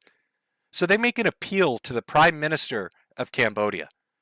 Oh, you don't understand. His grandmother is dying. She is dying in the hospital. You need to rescue them and let them go so he can take care of her. Let me show you what his response was. Again, this is from the fucking Prime Minister. Cambodian Prime Minister Hun Manet spoke about the crime committed by Taiwanese internet celebrity Goodnight Chicken Now. Hungmain, someone called me the day before yesterday to help these two people, telling me that these two young people need to be released because they still have a sick mother to take care of in Taiwan. But I denounced the statement on the phone. If their mother is sick, then they should take good care of their mother at home instead of going to other countries to ruin their reputation and cause trouble. So I say, they should be sentenced more severely because they are unfilial sons. This kind of selfish behavior not only hurts Cambodia, but discourages tourists from visits and causes people to lose their income. Hung Manet also warned any internet celebrities who want to come to Cambodia to make fake videos to gain popularity. We will take strict action. Just like these two people from Goodnight Chicken, they will serve 2 years in prison and be blacklisted, permanently banned from entering Cambodia. How fucking based do you get? Oh, your mom is sick and she's dying? I'm going to add more prison time because you're a shitty son for even being here. If she's sick and dying, why are you here instead of taking care? You're going to prison for being a shit boy. Or putting you in the shit boy slammer. That's a special Cambodian jail. That's where you're going, motherfucker. Oh, how I bet they sobbed. They thought that pity shit's gonna work. They thought he was gonna, oh my God, my poor mommy is sick. Let my poor mommy. No, I'm gonna add prison time. Holy fuck. I want to go on vacation to fucking Cambodia now. I don't care what issues it has. I like the Prime Minister's statement so much. It literally makes, if they said, welcome to Cambodia, we hunt streamers for sport, I would book a fucking ticket. Make it your tourism ad. Come enjoy our beaches free of obnoxious fucks. Now, it's not just Goodnight Chicken. Other people are in the news. But again, nations are finally putting their foot down. It's not just Cambodia. Now we have the Philippines saying, hey, you know what, Cambodia, maybe they got a good idea. Maybe this Vitali guy should suck our dick. Why was Vitali arrested in the Philippines and other stunts that have landed him in trouble? Uh-oh. Vitali arrested in the Philippines? What did this fine, upstanding individual do? What could he have done, possibly, that could get him arrested? Well, I put together a little compilation clip. Let's take a look at how a live streamer behaves in a foreign country and see if we think that's something deserving of getting arrested for.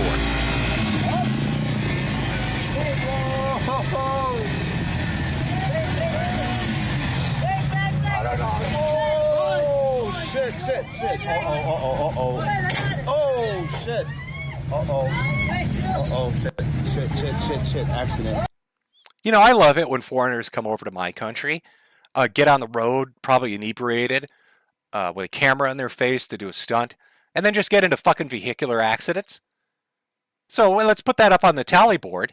If a tally over in the Philippines decides, hey, let's fuck with people on the roadway, cause a few accidents, who cares? It's just a prank, bro. Excuse me, madam, I'm gonna fucking rob you if you keep walking away. Now, let's be honest. If you woke up tomorrow and there was a story, take out the live streamer portion of this. Wherever the fuck you live, there was a story that said senior citizen threatened with physical robbery by foreigner in the country for just 2 days. What would the reaction be? If I'm being honest with you, I'd be like, throw that motherfucker out. Deport his ass or put him in prison. She's just some old fucking lady. Just some old lady not doing shit to anybody. Here comes this jacked up goofball motherfucker. Oh, I'm gonna rob you if you don't do what I say. Probably like, what the fuck is this? What the fuck is going on? I want to give you money. No? Okay. No. Okay, because you got a COVID mask, you liberal fuck. Go get your vaccine. I was trying to give you money, but all right. Trying to be nicer. You. No, yeah.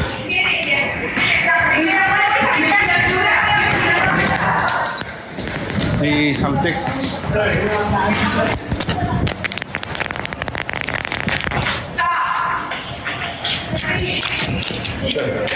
Shut up. Shut the fuck up. Please. Yes?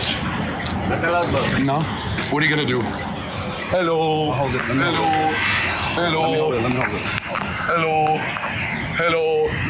Hello. Paparazzi, you are messing twice on a paparazzi.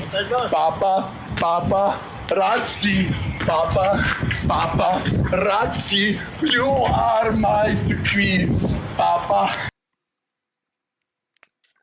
Have we reached the point? Have we reached the point of just having enough of this shit? Like, it's just fucking people. It's just some fucking mall security guard. It's some guy not doing shit. Probably gets shit pay. Everybody makes Paul Blart jokes about him all day. Probably has to go home to a shitty apartment. Doesn't have a real family waiting for him. He's eating ramen out of a bowl. Here comes this jacked up asshole who's just got to fuck with him, steal his hat, treat him like shit. For no reason. It's just a prank, bro. I'm going to steal your shit and make you fun of you. Just a prank, bro. I'm going to tell this old lady I'm going to rob her. Just a prank, bro. I'm going to cause an accident on the highway. Just a prank, bro. I'm untouchable because I have a cell phone camera in my hand. That means everything's excusable. I can do anything I want. Sir, I have a question. Yes, sir. I have a very important question for you. No, this is for documentation team about Philippines. I have a very important question for you. Can I shove this up your booty? What? Can I put this in your butt? It's a called a new video game, Mario Kart Infinity 360. Is that okay or no? Okay.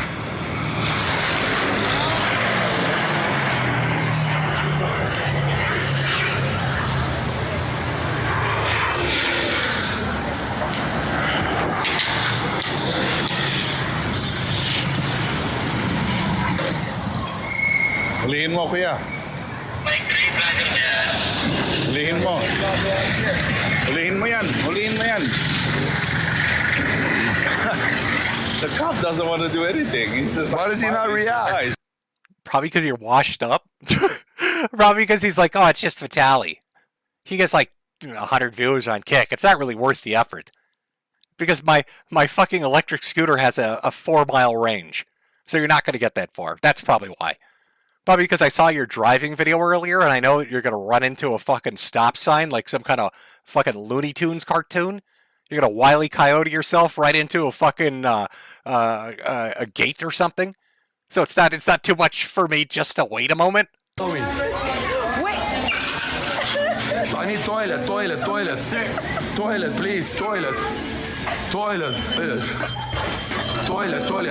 toilet, please. I'm about to take a shit. Ay, caca.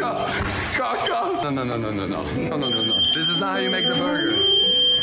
Show me how you do it.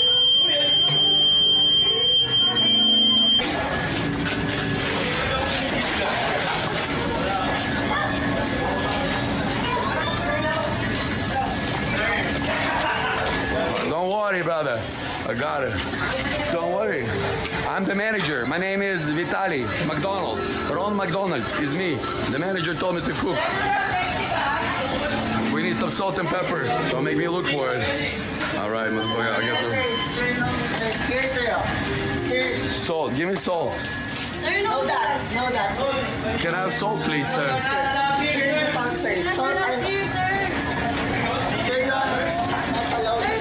Sir, don't worry. Don't worry. Don't worry. I'm cooking. I'm cooking.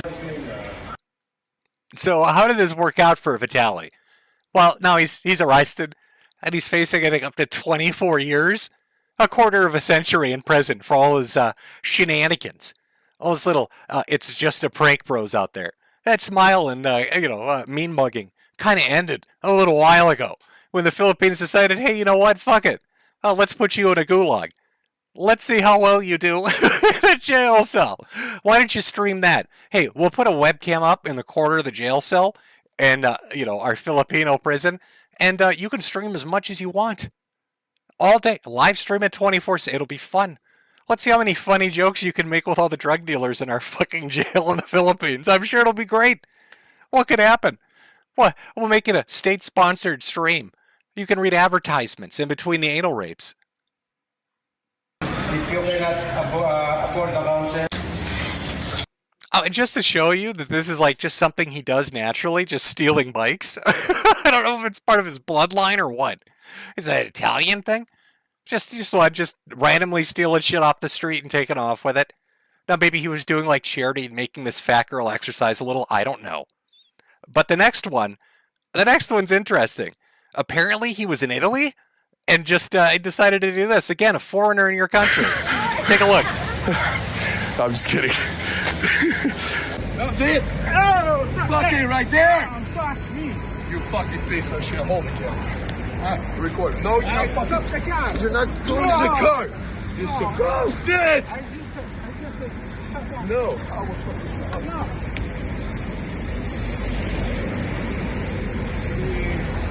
I pay you.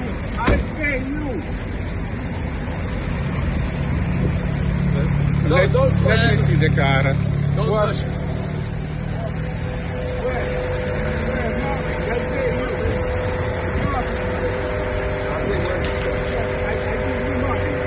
Give me now. Give me all your cash. Give me all your cash you got. Give me everything you have.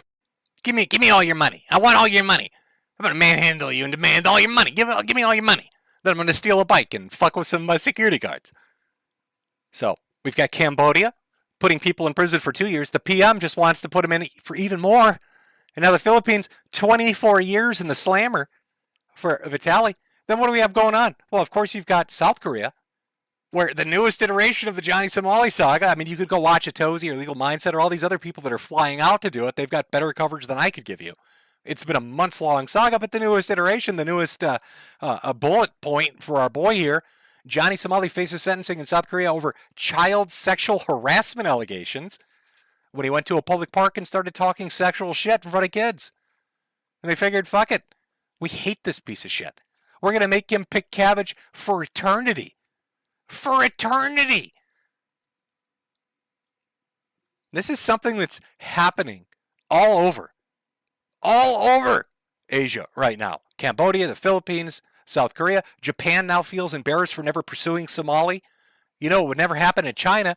They hire influencers to come and kiss the ass of their cities, but they would fucking jackboot your ass out of there so quick if you tried any shit.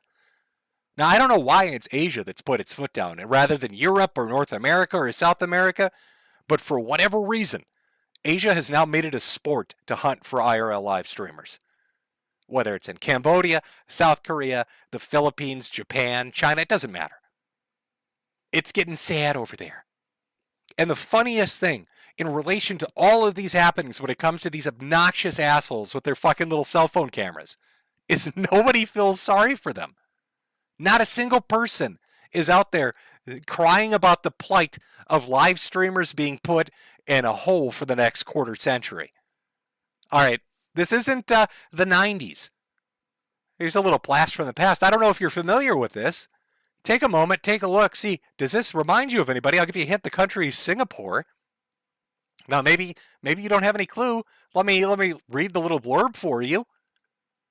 In 1994, a court in Singapore sentenced an American teenager, Michael Fay, to be lashed 6 times with a cane for violating its Vandalism Act. Caused a temporary strain between Singapore and the United States. There was so much press about this kid getting caned for chewing bubblegum. But when you read that second sentence, Fay was arrested for stealing road signs and vandalizing 18 cars over a 10-day period. Seems like there was a little more going on than just bubblegum. Seems like there's a little more going on than that. Now, granted, this wasn't a live streamer, but that mentality, he would have been. He would have been. Fay's sentence garnered controversy and was widely covered in the media in the United States as it was believed to be the first judicial corporal punishment involving an American citizen. The number of cane strokes in Fay's sentence was ultimately reduced from 6 to 4 lashes.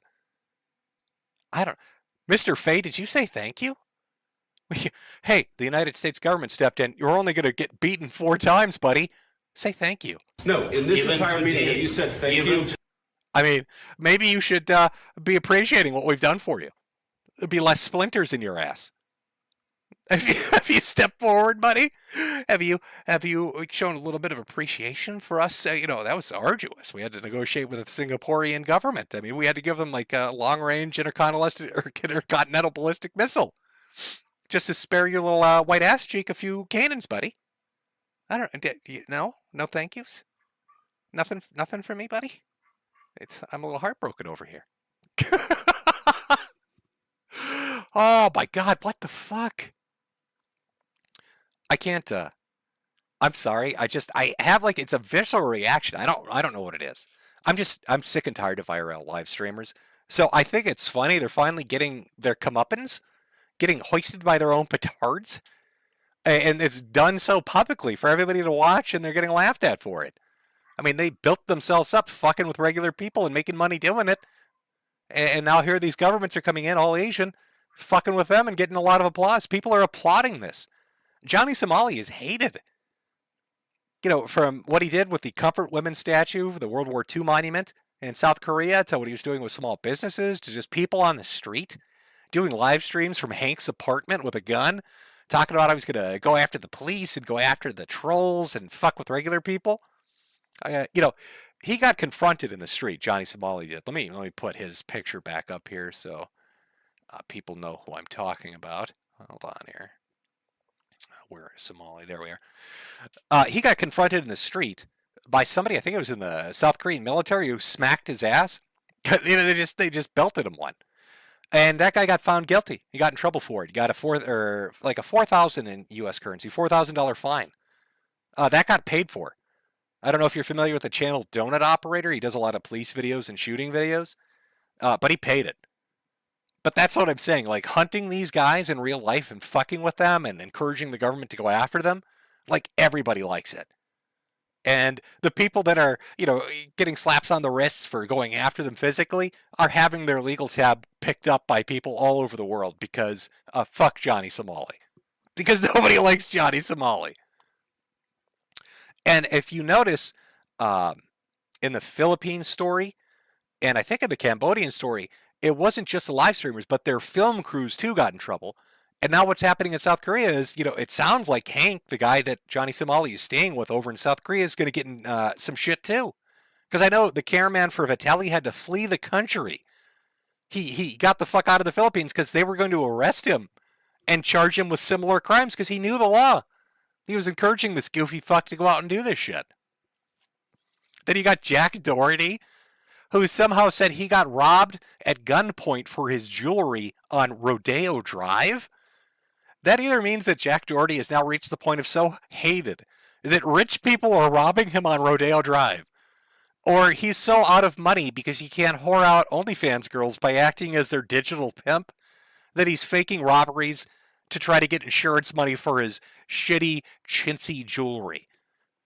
But either way, fuck Jack Doherty.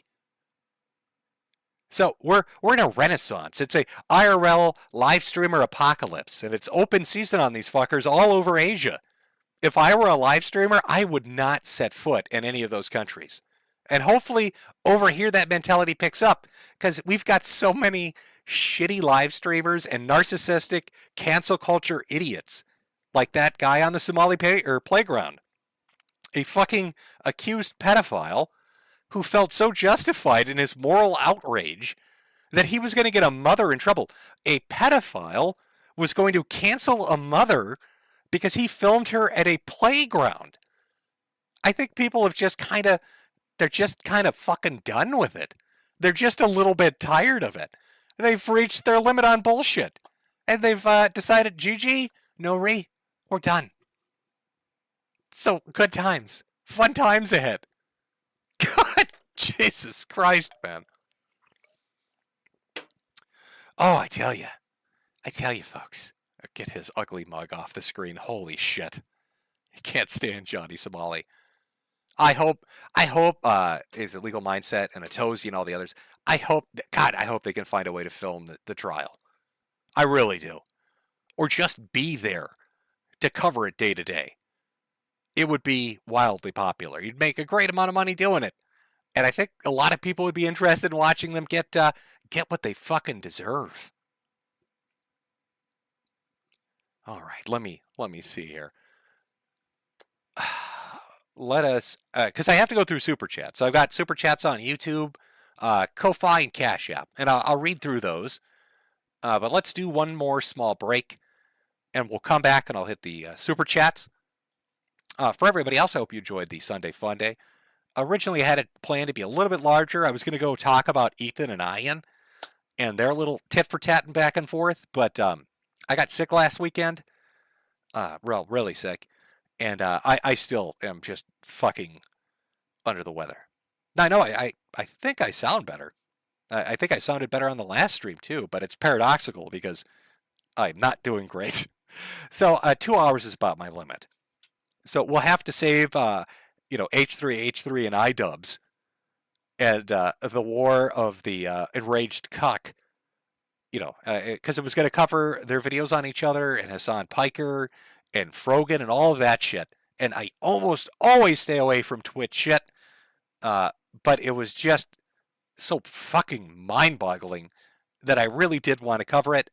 So maybe on some future Sunday Funday, where we can go over more IRL streamers getting thrown in jail for decades. Because be assured, I don't know how Vitaly's trial will go. He will most definitely get some jail time. But Johnny Somali's fucked. I mean, they want blood. And when I say picking cabbages, that's not like a joke, like, oh, it's a black guy picking cotton.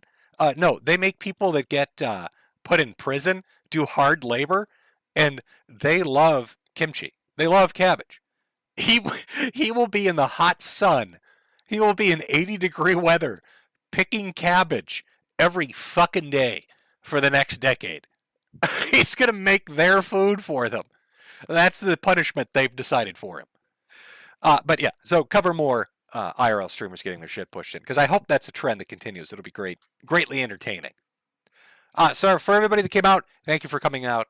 We're going to do a small break. I'll come back. Hit Super Chats from Cash App, Ko-Fi, and from YouTube. For everybody else, remember again, Metokur.myshopify.com. Fancy hats, fancy shirts and sweaters and mugs, oh my. And not raped by tariffs. I know a lot of jokes, oh, all your shit's made in China. Nope. I'm pretty sure it's not, because it would be like $8,000 a hat now. And it's still a reasonable price. So I think we dodged a bullet on that. The price is increased a little, I mean, there are some tariffs, but not 8 bajillion. I think that's just that's a Teespring thing, not a Shopify thing. So again, Metokur.myshopify.com for all your hat needs. I should have had that Elon Musk clip handy where he talks about a hat for a hat, but I'm stupid and I forgot. Anyway, we'll do a small break, come back and hit it. For everybody else, have a great weekend. And have a great week going forward.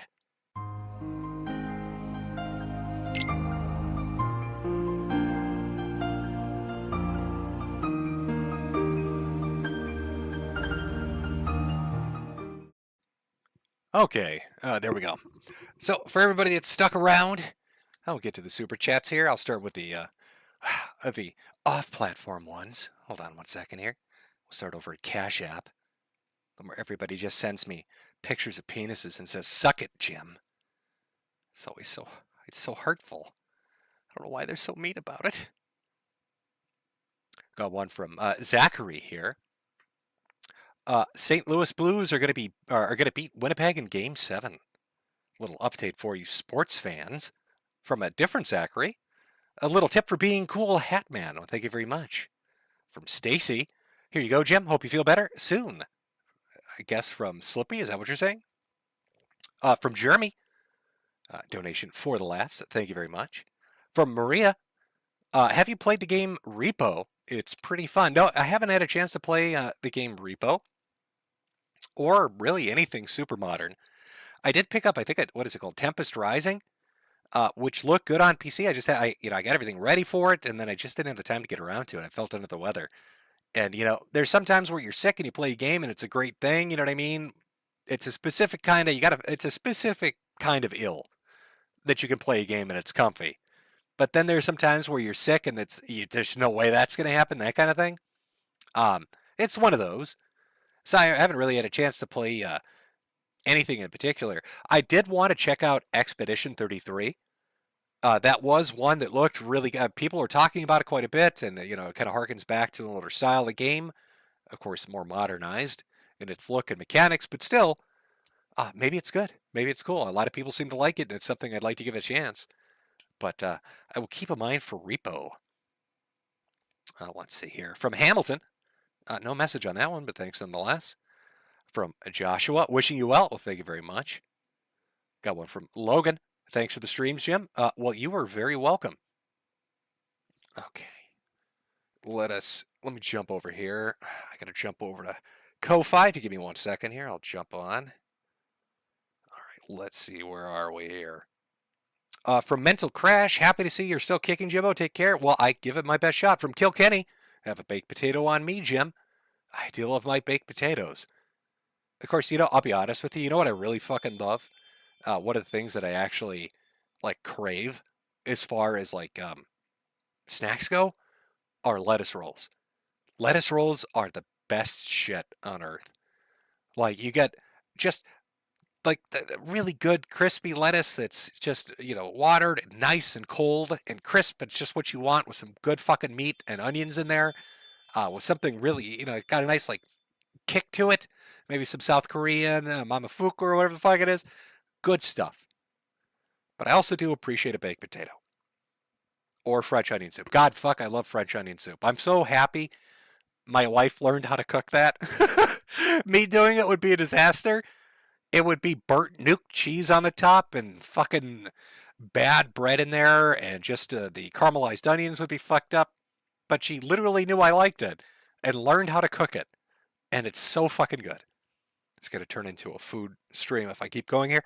From Terminal Console, Jim, thanks for the entertainment over these years. I recently discovered there was an archive of an old podcast you might enjoy. Well, I'll take a look at it. I love old podcasts. From Jerry, cheers, dude. Well, thank you, Jerry. Brutally American. Saw a clip back when Ralph and Tonka were sort of normal. And then I saw an update on Nick. How is everyone you interact ends up like this? Well, they end up like that or they die. Like Coach Red Pill, not only did he fall out of a plane and break his limbs, he also was tortured to death by a foreign government. So, I mean, shit. If you walk away with a little bit of a drug addiction, I guess that's a win, considering. I feed off their energy. They're like my Horcruxes. I imprint a Horcrux in each of them, and then I come to collect it later on to expand and extend my life. That's what's going on here. I'm going all Harry Potter on these motherfuckers. I'm the boy who lived. Hi, Jim. From Awesome Night here. Hi, Jim. I wish for the best for your health over this year. Can you say a shout out to my favorite content creator called Ignomatic? Really saying you're a cool one, Ignomatic. Reality. Thanks. Well, first, I probably butchered how you say that. And then you got your sound clip. Or you could use AI. Most people just use AI and make me say egregiously horrible things. From Neil, I'm the 8th dog. The gun to surpass Metal Gear. Hey, Jim. Would you consider covering the Fed smoker? He is known for filming aggressive and bizarre confrontations with law enforcement and government workers claiming to expose them. I don't know. I mean, there was a stream back in the day, I think I might have been on the Morning Kumite, where we got one of those guys, it's like kind of borders sovereign citizen, where they go around doing like, what did they call it? They had a specific phrase for it, but they basically fuck with government workers. But outside of that, I really, it's, that or the sovereign citizen videos, I really haven't looked into that kind of stuff. From Reclusive Nutcase, can't make it to your stream, Jim, but want to thank you for teaching me to laugh at the dark side of the internet. I now make money creating Vor-themed Gooner games. Well, hey, a dollar's a dollar. Dollar's a dollar. Welcome to the life of an artist. People with insane talent usually have to pay their rent by making horny furries very happy. And that will be your reality for fucking half a decade till you finally hit it big on your independent venture. And then you can get back to me and be like, man, I crawled through some shit, but now I got a job. I'm making $100K and people love my shit. And nobody will ever know that I made that furry inflation stuff to pay my rent. From Bifurcated Gunt, glad to see you streaming, Jim. Hope your health improves. Well, thank you. The Gunt to surpass. Oh, no, I already did that one. Sorry. From Smaluigan. Here's an article from 2016 of game show obsessed Troon Chaser lolcow Corey, white knighting Jewish lolcow Talia, simply for being a woman. Everybody's linking me to stuff here. From the Gunt to surpass Metal Gear again. Hey, Jim. Could you shout out my boys Rush, Bud, John, Snacks, Scoozy, Bridges, and Roger? P.S. Thanks for the amazing content and check out the Thunderbolts movie. It's excellent. Got one from Working Designs Suck. I appreciate the rant, but I'd like the record to show that Working Designs was never a developer. They were a publisher and were still dealing with stupid localization problems. That's fair enough. I might have misspoken. But I think you get the thrust of my argument. Especially with who they would have been publishers for. Because it wasn't the big boys. Bum Eye Private. Dear Jim, huge fan, first time poster. I was wondering, my buddy Chuck at Idle Castanets on X is a big fan and an underrated artist. Even with only 2 comics online, he's great. Oh, let me read the whole one here. He's great, but I'm worried if no one sees him, he'll end up sad taking commissions on Reddit from furries. Literally what we just talked about. Well, I'll shout him out again. It's a very cheap promotion, but here you go. What do we got? We got 7,500 still watching, so here you go. From Bum Eyes Private, would like to shout out his buddy Chuck, who's an artist, and his X handle, Twitter handle, is Idle Castanets. That's at IDLECASTANETS. Apparently an artist out there doing work. So if you are not a furry that's into having bicycle pumps shoved up your ass as commission work and would like normal shit, look him up. Got one from a Ko-Fi supporter, but nothing on there. Let me see, make sure I didn't miss anybody here, and then we'll jump over to YouTube. Hold on one sec. From Anon, the Somali guy sounds like a real jerk. Yeah, very good. From Droid, holy shit. Somebody's linking me to something. Looks related to the Metcalf thing, so let me check it out. 1 second here. 1 second, folks. Metcalf. Is there some new breaking bullshit? There probably is.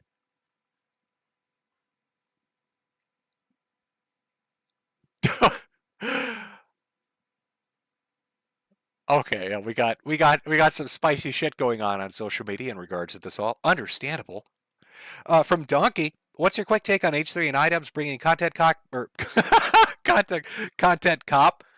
back from the grave? Also, you see the Wings of Redemption slap and slam his wife onto a table. First off, Lolcow Live, you can't hate because Keemstar understands what he's doing and he's making bank off of that.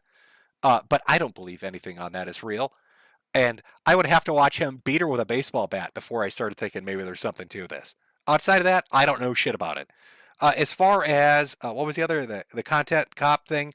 Like I said earlier, for another stream. From PPP's Whoa Buddy Echo, finally got a hat. Good choice.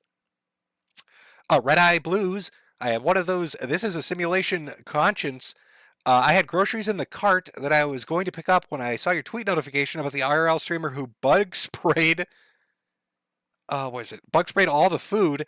That was my store. I don't know if it was the same day, but freaky coincidence.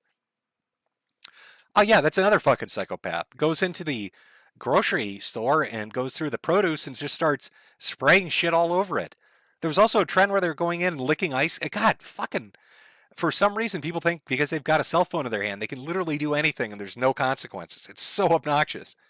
From Fake, which is spelled F4K3, what if there was a BLM protest and a MAGA hat-wearing Trump supporter was destroying dilators from tents, and when someone tried to stop them, was blown away with an elephant gun? I don't know. Literal who? Howdy, neighbor. Been listening for years. Your insight pre-pandemic helped me brace for impact after landing a new job. I'd like your insight again as I try running from an office seat. My main intent is to push an anti-corruption bill in the Senate and Congress. May we talk? I don't know if I'm going to... I don't know what I'm going to tell you. Anti-corruption is a pretty good platform to go on. Nobody likes it. You just have to personalize the impact of what you're doing. You have to make it real world for everybody involved. It's great to say you're anti-corruption and that you want to get rid of criminals that are doing shit they shouldn't behind the scenes by pilfering money and violating regulations. But if you can't connect to an average person and make them understand, like, oh yeah, I get it. That fucks with me. So yeah, I'm on board. Most people are just really apathetic and tuned out. If you personalize it for them, they onboard. And also, when you're trying to raise a point, and I've noticed this in regards to many things, asking a question with a simple answer in regards to the subject you're talking about is infinitely more engaging than simply telling them what you think. You know, if you put out a statement, it sounds hard to give like a specific example, but I think you'll get the gist of what I'm talking about. You just need to engage with people, make them understand why it's impactful to them, and then frame it in a way where you make them essentially respond to what your statement was going to be anyway, but now they're more personally engaged with it. It's sort of something Franklin would have done in his juntas in, middle of his life. He liked to seed ideas into other people and make them think they came up with it. So when they would propose it, he would praise them for being so intelligent and then fully back them, and they'd get so happy about it. But what was important to him wasn't the credit. It was simply getting what he wanted done. So I wish you the best of luck. I don't know if any of that helped. It was just rambling, but best of luck. Hopefully you're more eloquent than I am. I don't like neighbors or the things they do. I don't like their faces and their low IQ. They behave like they're in a zoo. From Sarcastic Madman. Getting a flow going. Getting a little flow going there. From Shadow Fox. Good to see the Candyman keep coming around. It's a world in need of sweets after all. We all love sweets. From Crumbs McCrummy. I normally like to buy your merch, but I already bought a hat for my hat. I wish you good health. Well, thank you very much. All right. Worked our way through, excuse me. Worked our way through the Ko-Fi and Cash App. Now we'll get over to the Super Chats on YouTube. Again, I will do my best to get through everybody's, but you got to work with me. My health is a little fucky, and my voice starts to go after a few hours. So if I miss yours, I apologize, and I appreciate the support. And try again next time. Wink. You know, you just got to keep trying. You'll get it through. Just gotta keep putting it out there. You just gotta believe. All right, hold on 1 second here. Fuck, where would it be? Oh God.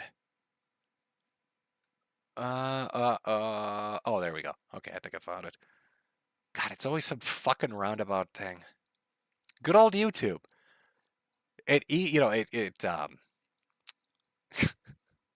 The user friendliness of most of their things are pretty okay, but it never fucking ceases to amaze me how they'll make some shit just a pain in the ass to get through for no reason, just for funsies. Yeah, here we go. See, my voice is already going to shit. So let's jump into the YouTube super chats from Aloha Snack Bar. Well, if it isn't Mr. Moon Crickets himself from Ye Old Pimp, not going to make it for the 7 p.m., so I'll leave this here. Well, thank you very much. Also, did you see Nick Fuentes on the Hodge twins? Your take? No, I didn't. I have no interest in watching Nick Fuentes, so I couldn't tell you. From J-Cup Kits, people keep talking about Shiloh, like Metokur hasn't been getting paid to drop slurs for years. I'm the originator. From Zyklon Doppelganger, Basketball Americans on notice. From Caveman 12K Tower Power. Yeah, I did miss that. I should have probably put that in, but there was an N-word tower worth $12,000 on the fundraiser at the GiveSendGo of Shiloh. The screen cap's out there if you want to take a look. From Bubblegum Gun, ADL Die, CIA Cucks in Chat. From Caveman Park Kids Could Be Here. We've got Jonah Hex. When will the South rise again? Jim, love you, pal. I don't know. Okay, I guess it's rising right now. From Caveman, what word starts with N and you never want to call a black neighbor? Well, it's a mystery. I have to get Randy Marsh on here to solve it for us. From a name I can't pronounce because it's in symbols I can't read. Love you, Jim. Thanks for giving me so much to laugh at. When my girlfriend laughed at your God and Colgate bug chaser joke, I knew she was the one. Can you wish a happy birthday to my now wife, Megan? Well, Megan, happy birthday. From Spiffy, Daddy Jim, can I have a tit beast hat? I've been waiting for years. Yeah, I'm gonna release that at a premium $500. There you go. From Woodland Princess, can you explain who is Reformed Stoic a retard?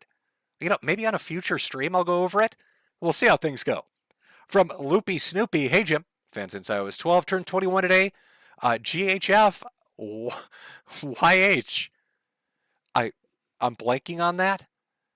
But enjoy your 21st. Try not to get too shit-faced drunk. Hangovers suck, regardless of the age. You're going to stay hydrated. That's my tip. If you get really fucking shit-bombed, lots of water make you feel much better than an Excedrin or, anything else the next day. Panda Brawler. The other day I was walking in New York City and came across two black men having an argument. When I walked past them, I heard one of them say, "You finna tell me where or else I'm going to tickle you." Sounds about right. Remember, African Americans have the largest portion of the LGBTQ community by percentage. I want to go per capita on it. You're more likely to run into a gay or transsexual person if they are in fact black. From Mama Oka, hi Jim. Remember that tranny I debated? He tried to cancel Kirsch. Guess showing the sausage video was a bad idea. Everybody, deep down really does want to know how the sausage is made. From Ga004, hi Jim. Hope you and Jade had a great Easter. Did you hear about HR 867, the bill that punishes Americans with 20 years in jail for boycotting our #1 ally? Are you telling me if I make my hats in Israel, nobody can refuse them? If I make my hats in Israel and then people don't buy them, can I have them jailed for it? I need to quickly move my operation to Jerusalem. From Emperor of Dragonkind, hey Jim. My friends talk about how I'm a psychic because I frequently think something and then it happens. Earlier I thought about you and wished you would stream today. Very neat. Love you. Best wishes for your health. Well, thank you. Hopefully you'll use your scanner ability to make these IRL live streamers' heads explode and get back to us with it. From Blue Diamond V11 or 7. I don't know how you want to do it. Jim, what are your thoughts on GTA 6 getting delayed? Well, I already threw that out there. From Kaiju Hazard, nothing stops the news. People need to know the weather. Scar, I've got hat fatigue. Jim is one of the good hats, though. From Jane and John Doe, get a pack of camels on me, Jim. Well, I will do that. Dr. Dripton, please go back on PKA, even if it's for 3 minutes, but play Clear Obscure. Best game ever. I don't know. There's nothing for me to talk about on PKA. I don't make videos anymore. I don't really have a presence on YouTube, so there's not like there's a lot to go over. From Drewby, evening Jim. Hope the weather is fair this month. From Josh, a sketch show. My lipship friend of mine gave me his Creator Clash tickets. If the event is not canceled, I will be trolling the event. Give me suggestions now. Who are you going to troll? It's going to be an empty auditorium. You're only going to troll you. Bring a mirror so you can look at somebody else because there's going to be nobody in that audience. From Party Omsavi, long live the king. Crack open a cold one, boys. From Sus, during your time working in schools, did you get the perspectives from the counselors at all? What are your thoughts on school counselors? No, not really. That wasn't really my wheelhouse. From Smithy, hope you're doing well, Jimbo. I'm sitting here with fried chicken and purple drink, eagerly awaiting the stream. Chirp. Aren't we all? I hope you enjoy that purple drink. From Conscript Arms. Thanks for making me realize that bullying is funny. Well, it always is. From Sirius McNegative, order 889171, sending you more money for smokes. I finally got the hat for my hat. Well, I'm glad you enjoy it. From Aldous Kreitz, love to my fellow Marines and service members in chat. It's a blessing to serve a great nation. Not that Europora would know. Ha ha ha ha ha. Let's, you know what? I fully agree. Listen, Europors are just extremely jealous of how fucking badass we are. And let's be honest, our military has no peer competitor. You know, you can think what you want of Russia and Ukraine, but I think that should have been elucidating. That should have been eye-opening for people, because Russia was always pitched as one of those peer competitors. And I did not see that. And China, don't even get me started. Their shit is cobbled together, stolen, fucking blueprint built piles of shit. No, we are the badasses of the world. Nobody can touch us. We got to start strutting a little more. Americans got to be a little more cocky about it. It's time to stop dipping our heads down. It's time to start pounding our chest. We're not going to be the world police. We're not going to pay for everything anymore. Oh, but we'll gladly tell you to suck our dick. Can I get an S for the world can suck our dick in chat? Or is this where I find out it's all Europeans watching? Is this, oh, Jim, you fucked up. There goes your hat money. There goes your hat money, Jim. Not process YouTuber. Please don't twist my tipples. From Twilight Night. Coming on a year since the Breaking Baldo stream, and you got me to quit heavy drinking and liquor and be a man. Thank you, Weatherman, for the parasocial talking to. Here's some money. Well, good on you. If that's true, you did it yourself, and it took a great deal of willpower. It's me, the Lightbringer. I know the answers is probably not, but any chance we can get a stream or section of one dedicated to your favorite call center stories, I'd pay good money for that. Maybe if I ever do a Sunday Funday stream in regards to like Indian call centers and there's, you know, content to talk about, I'd put some personal ones in. From Blue Meanie, diamond encrusted urn for when you pass, made in China, of course. From Carradine, of course you are a low rent, Mr. Metokur. You are living rent free in their heads. From Pulse Kinesis, who can make the sun rise? Warren Johnson, what is your favorite chapter in the internet's robust lower pre-IA slop fest? Oh, God, I don't know. I don't have the energy to answer. I don't know. My brain is shorting. From Booty Cat, happy Sunday Funday, Jim. Have you checked out Freeman or Freeman? I can't pronounce it. A pretty great anime. Can we talk about how psychopathic tourists are when it comes to anime? Why is it? Like, I don't think the core concept really gets through to them. This whole, oh, but the demons are misunderstood. The demons are really the good guys. You're being mean to the demons. It's that suicidal empathy shit. What don't you understand? I thought the point was really actually beautifully made when the idea that they're not intelligent. They're not people.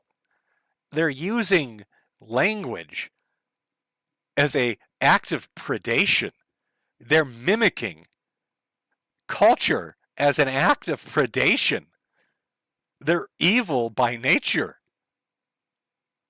But I've seen so many people like, oh, this anime, they don't fucking understand. The demons are really the good guys. They did that in Devil May Cry on Netflix too, by the way. Oh, the demons are misunderstood. No, the demons are not misunderstood. They're fucking demons. The great thing about calling them demons is they're demons. You know, kind of like in D&D, it used to be fucking orcs or orcs, but now everything is misunderstood gentle sweethearts. Oh, it's so fucking weird. If they existed in the realms of fiction we're talking about, these people would be victim number one. They'd be getting eaten by the demons and raped by the orcs.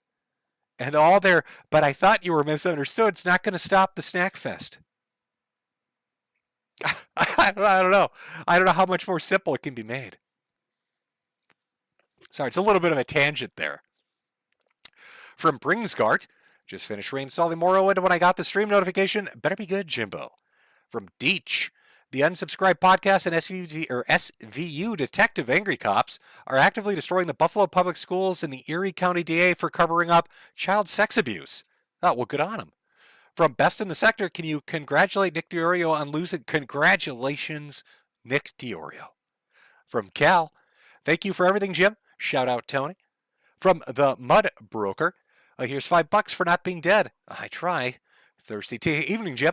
Please check out Jalil's Marble Runs on YouTube. An autistic man races marbles with major production value with teams and tournaments. I think you'll get a kick out of it. Have a good one. Well, thank you very much. From You Got Felted, I won $15 last time here. Is your cut. 5 numbers between 1 and 70 and 1 number between 1 and 26. If it hits, you and Jade can buy a slightly bigger cage. 10, 32, 48, 55, and 56. As for your number 1 between 1 and 26, we're going to go with 22. Best of luck. From Sly Maverick, thanks for another stream, Jim. Been following you on and off since 2016 and more consistently since 2018 when my best friend suggested I should watch more of your content. Oh, well, thank you. From Com West, Jim, did you see Jesus? Yes, I've met Jesus. He makes a mean torta. From Lunix King, Avoid the Void. From Devastator, great to see you back.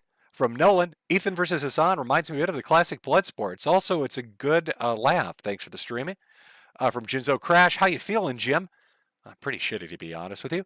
From Tadano, longtime viewer, first-time super chatter, thank you for keeping the old internet vibes alive. Well, I'm glad you're enjoying it. From Jacob, love you, Jim. Thank you for the sane voice in the wasteland of troons and microplastic zoomers manipulated by feds, discords, Israel, China, personal problems, high-ill VTubers. From Maggie, are you entertained or more horrified by the ongoing prescribed insanity? At this point, I just want to be happy, but I'm an 80s kid. Should I be pissed or disturbed or just to find a drug-fueled escape? I think things will get better. I really do.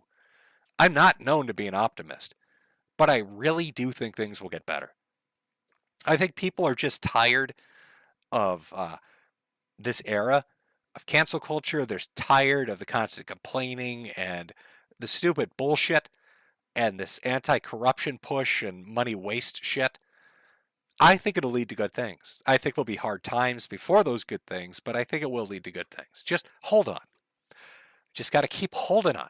From Akaisha, how are you still alive? I have no idea. From Nick Dempsey, back in New York, or NYE, I cheered when you mentioned the poop squatch and immediately questioned my life choices. I did that again just now. From Evil Bunny for a big dono. Howdy, Jim. From the hospital this time. Cervical disc fusion and lots of, holy shit. Slowly getting better. Here a few hundred to help you out with medical stuff. Bunny, goddamn, best of luck. That disc shit is not fucking around. Like after I started having the bone breaks, it's awful. Seriously, best of luck. I don't know what advice to give you. I hope the drugs are good, and I hope you can find something to keep distracted. I listen to podcasts and audiobooks, and a lot of the time was just fucking white noise in the background in between horrific bouts of pain. But it's something. I hope you got something, some games or something. I don't know. Best of luck. I hope you recover quick. From Zero, the brand name of the herbicide is called Roundup. Specific chemical is called glyphosate. From Anders Pack, I don't believe in God, but I pray to whatever deity keeping you alive. Well, thank you.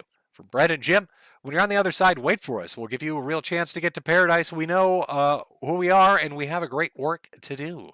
From Gifted Monster, did you like the mug? Thought you and Jade would like it. I love all mugs and all hats, especially the ones I sell at Metokur.myshopify.com, where there are fantastic deals and reasonable prices. Get yours now before the tariffs make us all unable to afford them. MSF Soldier Alligator, longtime listener. Back in college, I would be working or up working and listening to your 3 a.m. streams. Good times, Godspeed, Metokur. Oh, thank you. From Jerry, cheers, brother. Basically well fed. It's the lunacy of modernity that brings me back. From Wolf Neve, I have a hat for my hat, so here's $20. From Coolness, come to England. Well, you know, if I wanted to go to the Middle East, I would. But I don't want to go to shitty New World Middle East, which is like England and France. I want to go to like proper Middle East, where at least they've got some nice food. You know what I mean? And interesting tourist sites. That was mean. I know that's mean. I will be honest. English breakfast, that's a banger. That's some good shit. Full English breakfast, probably fucking number 1 or 2 in the world. I'll give you that. From Infamous Vice, glad to hear your voice again, Jim. From DSP Historical Society, Old Man Jim, Pope of the Universe, Estebix, I'm impressed with how much effort you put on your streams. That Candyman song was very nice. Thank you so much for the fun. Also, Jim, what would you rate my waifu? The name is Jean Alter. Very nice. 4 out of 5. Good job. 4 out of 5. Good job, folks. Let's see. Now we've got chat talking about English food. Toast and beans. I will say I'm never going to eat it. What is it, a toast sandwich? That just seems fucking ridiculous. Your breakfast good, toast sandwich no. Greggy, thanks for radicalizing me, Daddy Jim. Check out Proximity Chat. He trolls furries on VR chat. Pretty funny stuff. From Rambo Stein, good to see you streaming, Jimbo. Wishing you good health, brother. From Kazar, piracy is a moral obligation at this point. Very true. From Pongo Gaming Corporations, I really embrace those Disney level overhead costs. They're assholes. From DSP Historical Society, stupid fucking trolls, man. I just want to chill. Rock and roll back and forth on the X and Y axis. Tip me so I can catch on back taxes. From Nicholas, fortunately, we have a product for people who aren't able to stay connected. It's called Xbox 360. Everybody is familiar. I choose Hampshire. St. Gaben will save us with the new Steam machine, Steam Controller 2.0, killing all other consoles. I pray every day. Slurp Derp. Thoughts about Nintendo's new IP Soy Nukong? Hey, listen, I think Mario Kart and the new Donkey Kong game, I think they look good, but I just can't bring myself to pay that kind of money. In GTA 6, I'm sure will be fucking amazing, but I just can't pay that kind of money. I just can't do it. Can't do it. From KSR again, P to piss on Polygon. From Patrick Bateman, is Acceleration Gaming's last hope?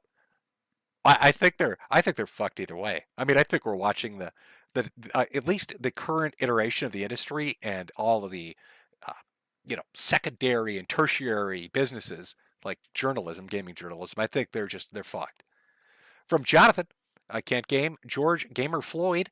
From Finn Frog, Year of the Chuds Part 2. From Zeb Hill, can you remind my friend Puffin that he's not allowed within 200 feet of a public swimming pool? Is he one of those dudes that swims with a shirt on? Is that one of those things? Listen, Puffin, bro. If you're fat, you're fat. Nothing's more uncomfortable than a fat dude wearing a shirt at the pool. Like, nobody's going to look. Everybody at the pool just wants to go in the pool and have fun. Relax. Yeah, some people are probably going to make fun of you, but it'll be a lot less than wearing that fucking t-shirt and getting wet. I think Chat agrees with me on this, Seb. I don't know. Let me pull Chat. Chat, should Puffin take the fucking t-shirt off? Should Puffin just simply swim like a normal guy? Let those fat titties plop out. Puffin, stop being a party pooper. A pool party pooper is algebra, like Mad said in chat.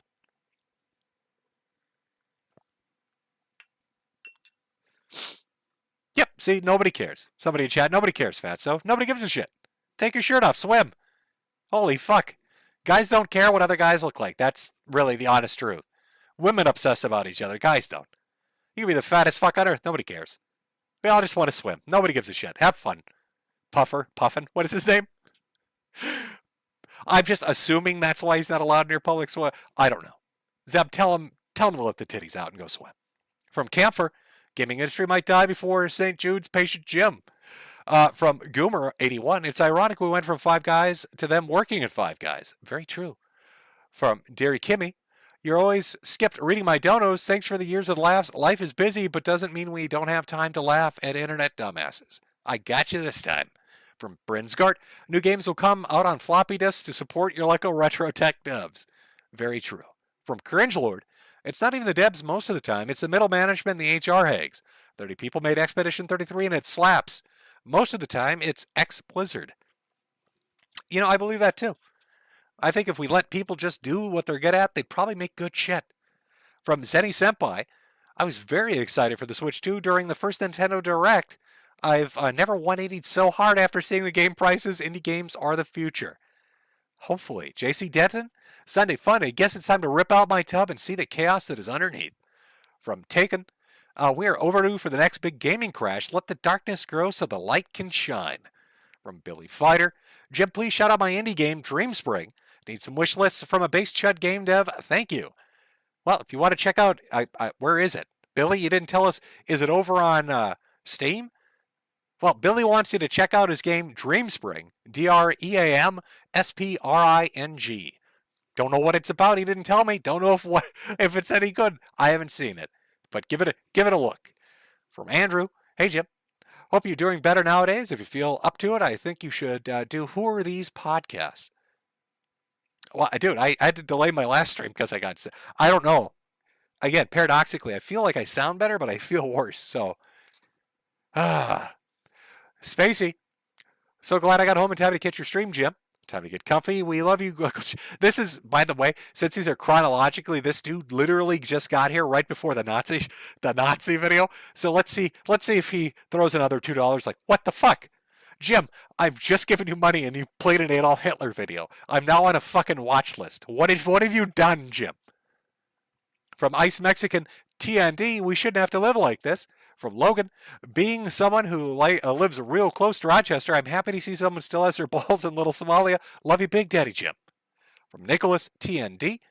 From Suki, so what lol. From Caveman, comment redacted.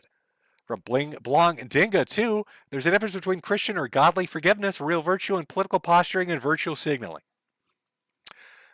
This is actually, I did want to touch on this.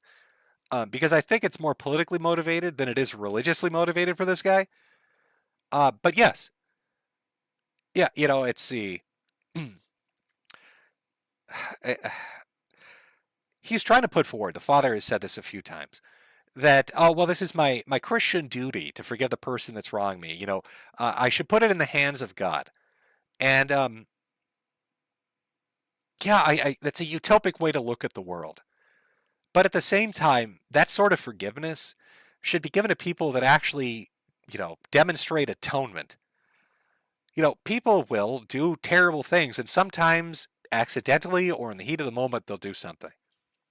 And it will devastate people, and it will devastate those they left behind.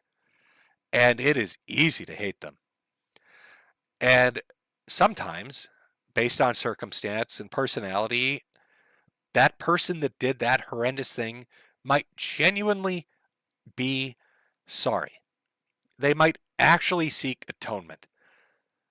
But when you encounter somebody like that, when you want to turn the other cheek and forgive them and show brotherhood and godliness, it has to be real. It has to be somebody that is genuine. And that person, as part of that atonement, has to take on the responsibility of whatever that punishment is going to be in relation to what they've done. If they killed somebody, use the example of a car accident, vehicular homicide. I don't know. You could say it's a drunk driver, or somebody lost control of their car, or they're fucking around on their phone or eating something. I don't know. Pick your scenario. But vehicular homicide, right? Something easy to wrap your mind around. Somebody plows into somebody else, kills them. Minivan. Let's say it's a mom. So now dad and the kids are left without their mother, without their wife. And they hate the motherfucker that did it because they will never get her back. But let's say the person that did it is not a malicious asshole. And they understand they've done an egregious and horrible thing. And they are willing to take the court's punishment. And they are genuinely sorry. And they are fucked up over it. That's somebody you would offer your hand to.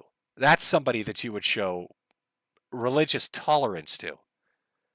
But not some asshole that bought a Lambo and a $500,000 mansion with the money he got from people laughing at the fact he gutted your kid.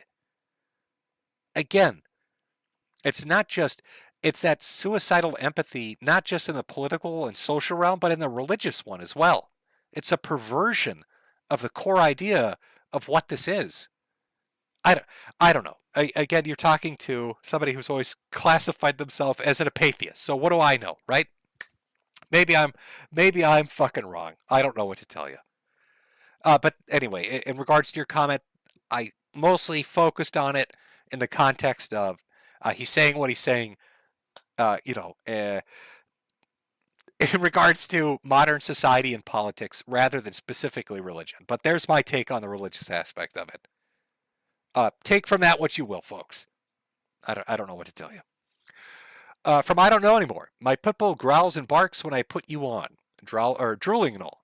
I give him my daughter's American Girl dog to calm down. Keep it down, Jim. From Turbo Pikachu, Austin's dad probably got a massive bribe. From I ate the juice. Remember Sweden? Parents siding with the killer. Yes. I've seen this before. That's the craziest thing. There have been actual other cases where parents they've gone beyond what Metcalf's dad has done. They didn't just, give a public statement defending him or protecting him. They literally took steps to get them, one, out of jail, and then to give them money, get them an education and a job, put them in their fucking house. There are some batshit crazy people out there. Just what a betrayal. Your loved ones are supposed to be ride or die. I don't know what the fuck, man. It's just, you think Austin's up there at the pearly gates talking to St. Peter and they're looking down on this and St. Peter's just like, what the fuck, bro? Somebody get Jesus. Show him. Jesus. Do you see what this guy's doing over here? Holy shit. They gutted his kid like a fish. From Patrick Bateman, 15,000. That's a lot of menthol Newports. Patrick Bateman again. The dad, I supported Camilla's right to keep it real. From Padre Speaks, yard work done, steak for dinner, and my driver won in NASCAR, and Jim is on. A good Gen X Sunday. Thanks. As always, never had the chance to ask your favorite Macross series. Oh, fuck. You get into the stuff that's super specific, and it's not an easy answer for me because I have like the actual detailed answer for that. Another day. I will keep it in mind, but another day. Because Jimmy's voice is going to shit. Remember, I started this at 6. We've been going to 3 hours. I've still got a good amount of super chats to go through. About half of what I got half done. Alrighty. Okay. My voice is dead, and I feel like shit. So I'm gonna try to stick to the bigger one and up. As far as super chats, I hate to do that, but I'm kind of at my limit, and I want to try to get to more of these if I can. So I feel like a 20 and up one right now. From Brack L Track, surprised you're still alive. 2025 confirmed. Good year. Well, thank you very much. I'll throw a few small ones in here too. Judy Tester, Sneed. Always got time for that. Emperor Dion the Line. Hey, Metokur, I know you personally understood, but just want to say black folks are lost. Carmelo is obviously wrong. Even though I look like them, any group who behaves like this are not my people. I just don't get the Carmelo thing. And, I went over it. Especially when it comes, like I said, my main thing with that dad, the thing that really sticks out is just, it's the familial betrayal, the filial betrayal. I don't know. It's the idea that you're supposed to defend your kids. It doesn't matter who you are. You're supposed to, and it's just so fucking ridiculous. Dogs with Chips, Black Supremacy just flipped the script. From John Pork, have you seen the Hyperborean Austin memes? Yes, I have. From RV Schwartz, Sweetie Squad, haven't seen Hell March in years. Long live Jim. I know, it's been forever, hasn't it? It used to be nonstop Hell Marches on YouTube. From Ticking Pigeon, hey Jim, the other day my younger coworkers were talking about other Kintherians and pronouns. The sheer disgust the teenagers spoke with gave me hope. Maybe kids will be all right. Well, listen, even outside of the current context, it's like every generation likes to rebel against the previous one. You got a nice homogenous nuclear family society of the 50s, and then what do you get? You get hippie rebellion. You got the I love money shit of the 80s, then you got the PC inundation of the 90s. Oh no, money's not important, feelings are. So, I think the kids that have grown up, because it's almost been 20 years really of this shit, this PC mentality and mindset, I think they're not going to give a fuck. I think they're going to be like, fuck this. I want to say shit that's funny and talk about things I actually believe, and I think that'll be beneficial for everyone. Listen, if somebody's an asshole and hates you just for no reason at all, I'd rather know it. And I'd rather have them feel free enough to just say it than have to hide it behind platitudes and fake smiles. And, I've always liked, it's like that old New York Bronx mentality of sticking your head out the window and having an insult for fucking everyone on the street. I miss that.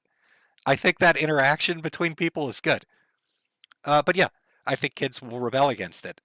The self-censoring stuff and the hypersensitivity stuff, and I think everybody will be better for it. It's probably a great time to be born, to be honest. You're going to grow up in an era where AI is everywhere, VR and AR actually come into functional use, drones and robotics are a thing, probably hovering vehicles or leisure craft will exist to some degree that are commercially viable and available at work with something that doesn't require super cooled super magnets. I mean, you're going to have all this cool fucking tech shit, and everybody will be able to make jokes again and be relaxed again. I don't know. I just think it'd be, you're going to have a fucking blessed childhood if you're growing up in this day and age. You might not have video games. You got fucked on that one. I'm sorry. You can't win them all, champ. But you'll have probably cool AR, VR shit to replace it. So enjoy. From Salvatore, love you, Jim. Wish Big Lenny was still alive to see the glorious time rest in the ever-loving eternal P5 of Lake Caressa. Feel cold. From Big Swingin' Rich, it's a holiday in Cambodia. From John Pork, have you seen Hyperborean Austin tweets at Metcalf Justice? Yeah, somebody, okay, yes, that was linked to me earlier. Slow Hands, thanks for hanging in there, Jim, and an investment towards your better health, corporeal well-being, another banger for the archives of humanity, God's work. From Large Chicken Monster, the video game industry needs to be humbled. Voting with our dollars is the only way. That's very true. Vote with your dollars. There are plenty of hobbies you could take up and many things you could do to go spend your money on. Maybe outdoor activities will make a comeback. Maybe people will enjoy the outdoors, fucking mountain climbing and hiking and shit and all the gear related to that. Sneed Dave Williams. Hey, Jimbo. Wish you and Jade well. Got a 30-second take on an early 2010s magic of PWR and perhaps a DSP snake eating with a casino. Also, Ralph got banged by a troon, which is just funny. Now, I've kind of turned out of the sector. I got to be honest with you. I haven't really paid attention to any of it.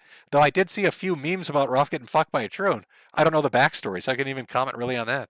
From Hog Rider, thank you, Metokur, for the stream. Did you hear that India and Susan unbanned Mumkey Jones' second channel and Eggy White's channel? Maybe India's not so bad. From Boulder Bug, thank you for Funday, Jimbo. I hope your turtle shell is as shiny as ever. From Shred Muns, hey, Jim. Update on Michael Fay. He went on to go to rehab for huffing butane after the caning in Singapore. What a loser. The real ones know Rust Oleum is how to get down. He's a butane boy, is he? From Joe K. Thanks for the stream, Jimbo. Very welcome. From Hyperion 9997. Love you, Mr. Metokur. From Lassiel. Jim, even with cancer, you're outliving your enemies for CRP, and now Ralph seems to be doing a speed run to the grave. Thanks for the laughs. Wishing you all the best. Well, thank you very much.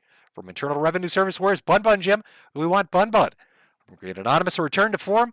Love you, Jim. Hope you get better, Jim Bob. For Patrick Bateman, we ever cover Smart Schoolboy 9. Bit of an older story from the UK, but an insanely creepy guy that used to post on YouTube, I think.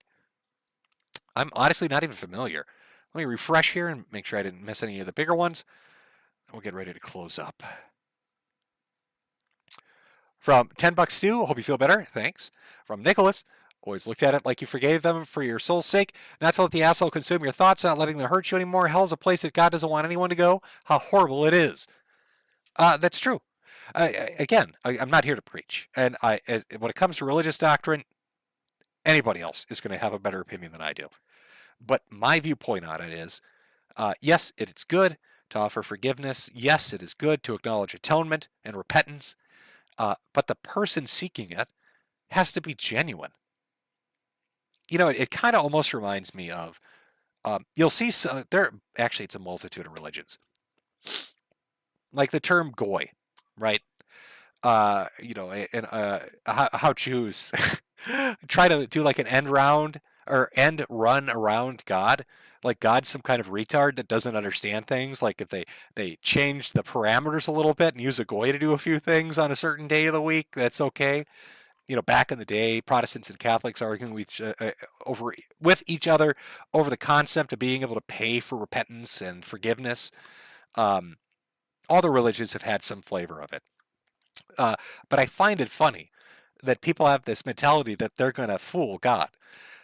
If you believe God is real, if you believe in this omnipotent, omnipresent, omni-all divine being that created the heaven and the stars, created you and your brain, the hat that's on your head, what's in your mind, the laws of physics that are keeping you functioning the way you do, they created fucking everything. That you're so smart you're going to trick God is pretty laughable. And it's the same thing kind of when it comes to this idea of repentance and offering atonement, at least from a religious context. You know, you may fool somebody who's suicidally empathetic like this dad, but you're not going to trick God. It has to be genuine. It just does. It has to be a personally genuine thing. That's what I was always taught. Again, I don't know. Not my wheelhouse. So go ask somebody who's more up on it. From P18, thanks for the stream, Gem. Well, you're welcome. Brandon Blue, how you doing, Handman? Hope you're not dead. Well, I try. From Echo, I want Frenin to step on me and call me a lowly human monkey. From Korean Anonymous, a return for... Okay, there we go. So I think I've gotten through everybody. Again, if I missed yours, I'm sorry. But at this point, my voice is so shot, I can't do anymore. Thank you for your support, though. I do appreciate it. Thank you for buying the hats, coming out to watch the stream. You know, if we're going to close it out, there's a way to do this. Let me see here. I was looking for like a good ending song, maybe.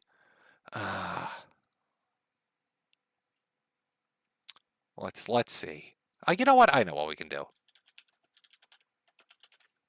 Because somebody was actually mentioning this. Oh my God, did they take it off? There's no way. Oh no, here we go. Sitting at nearly 500,000 views. I'd like to think I helped with this. All right. From the Warburton community members, I like to think I had a part in this. In getting these fantastic, almost 500,000 views for their PSA, which is very important. We just talked about that caning dude huffing butane. So let's close it out with a banger. Let's end this. Oh, let me turn this. There we go. Let's close this out with a banger. A little message about the dangers of going all Rama Rama. I'll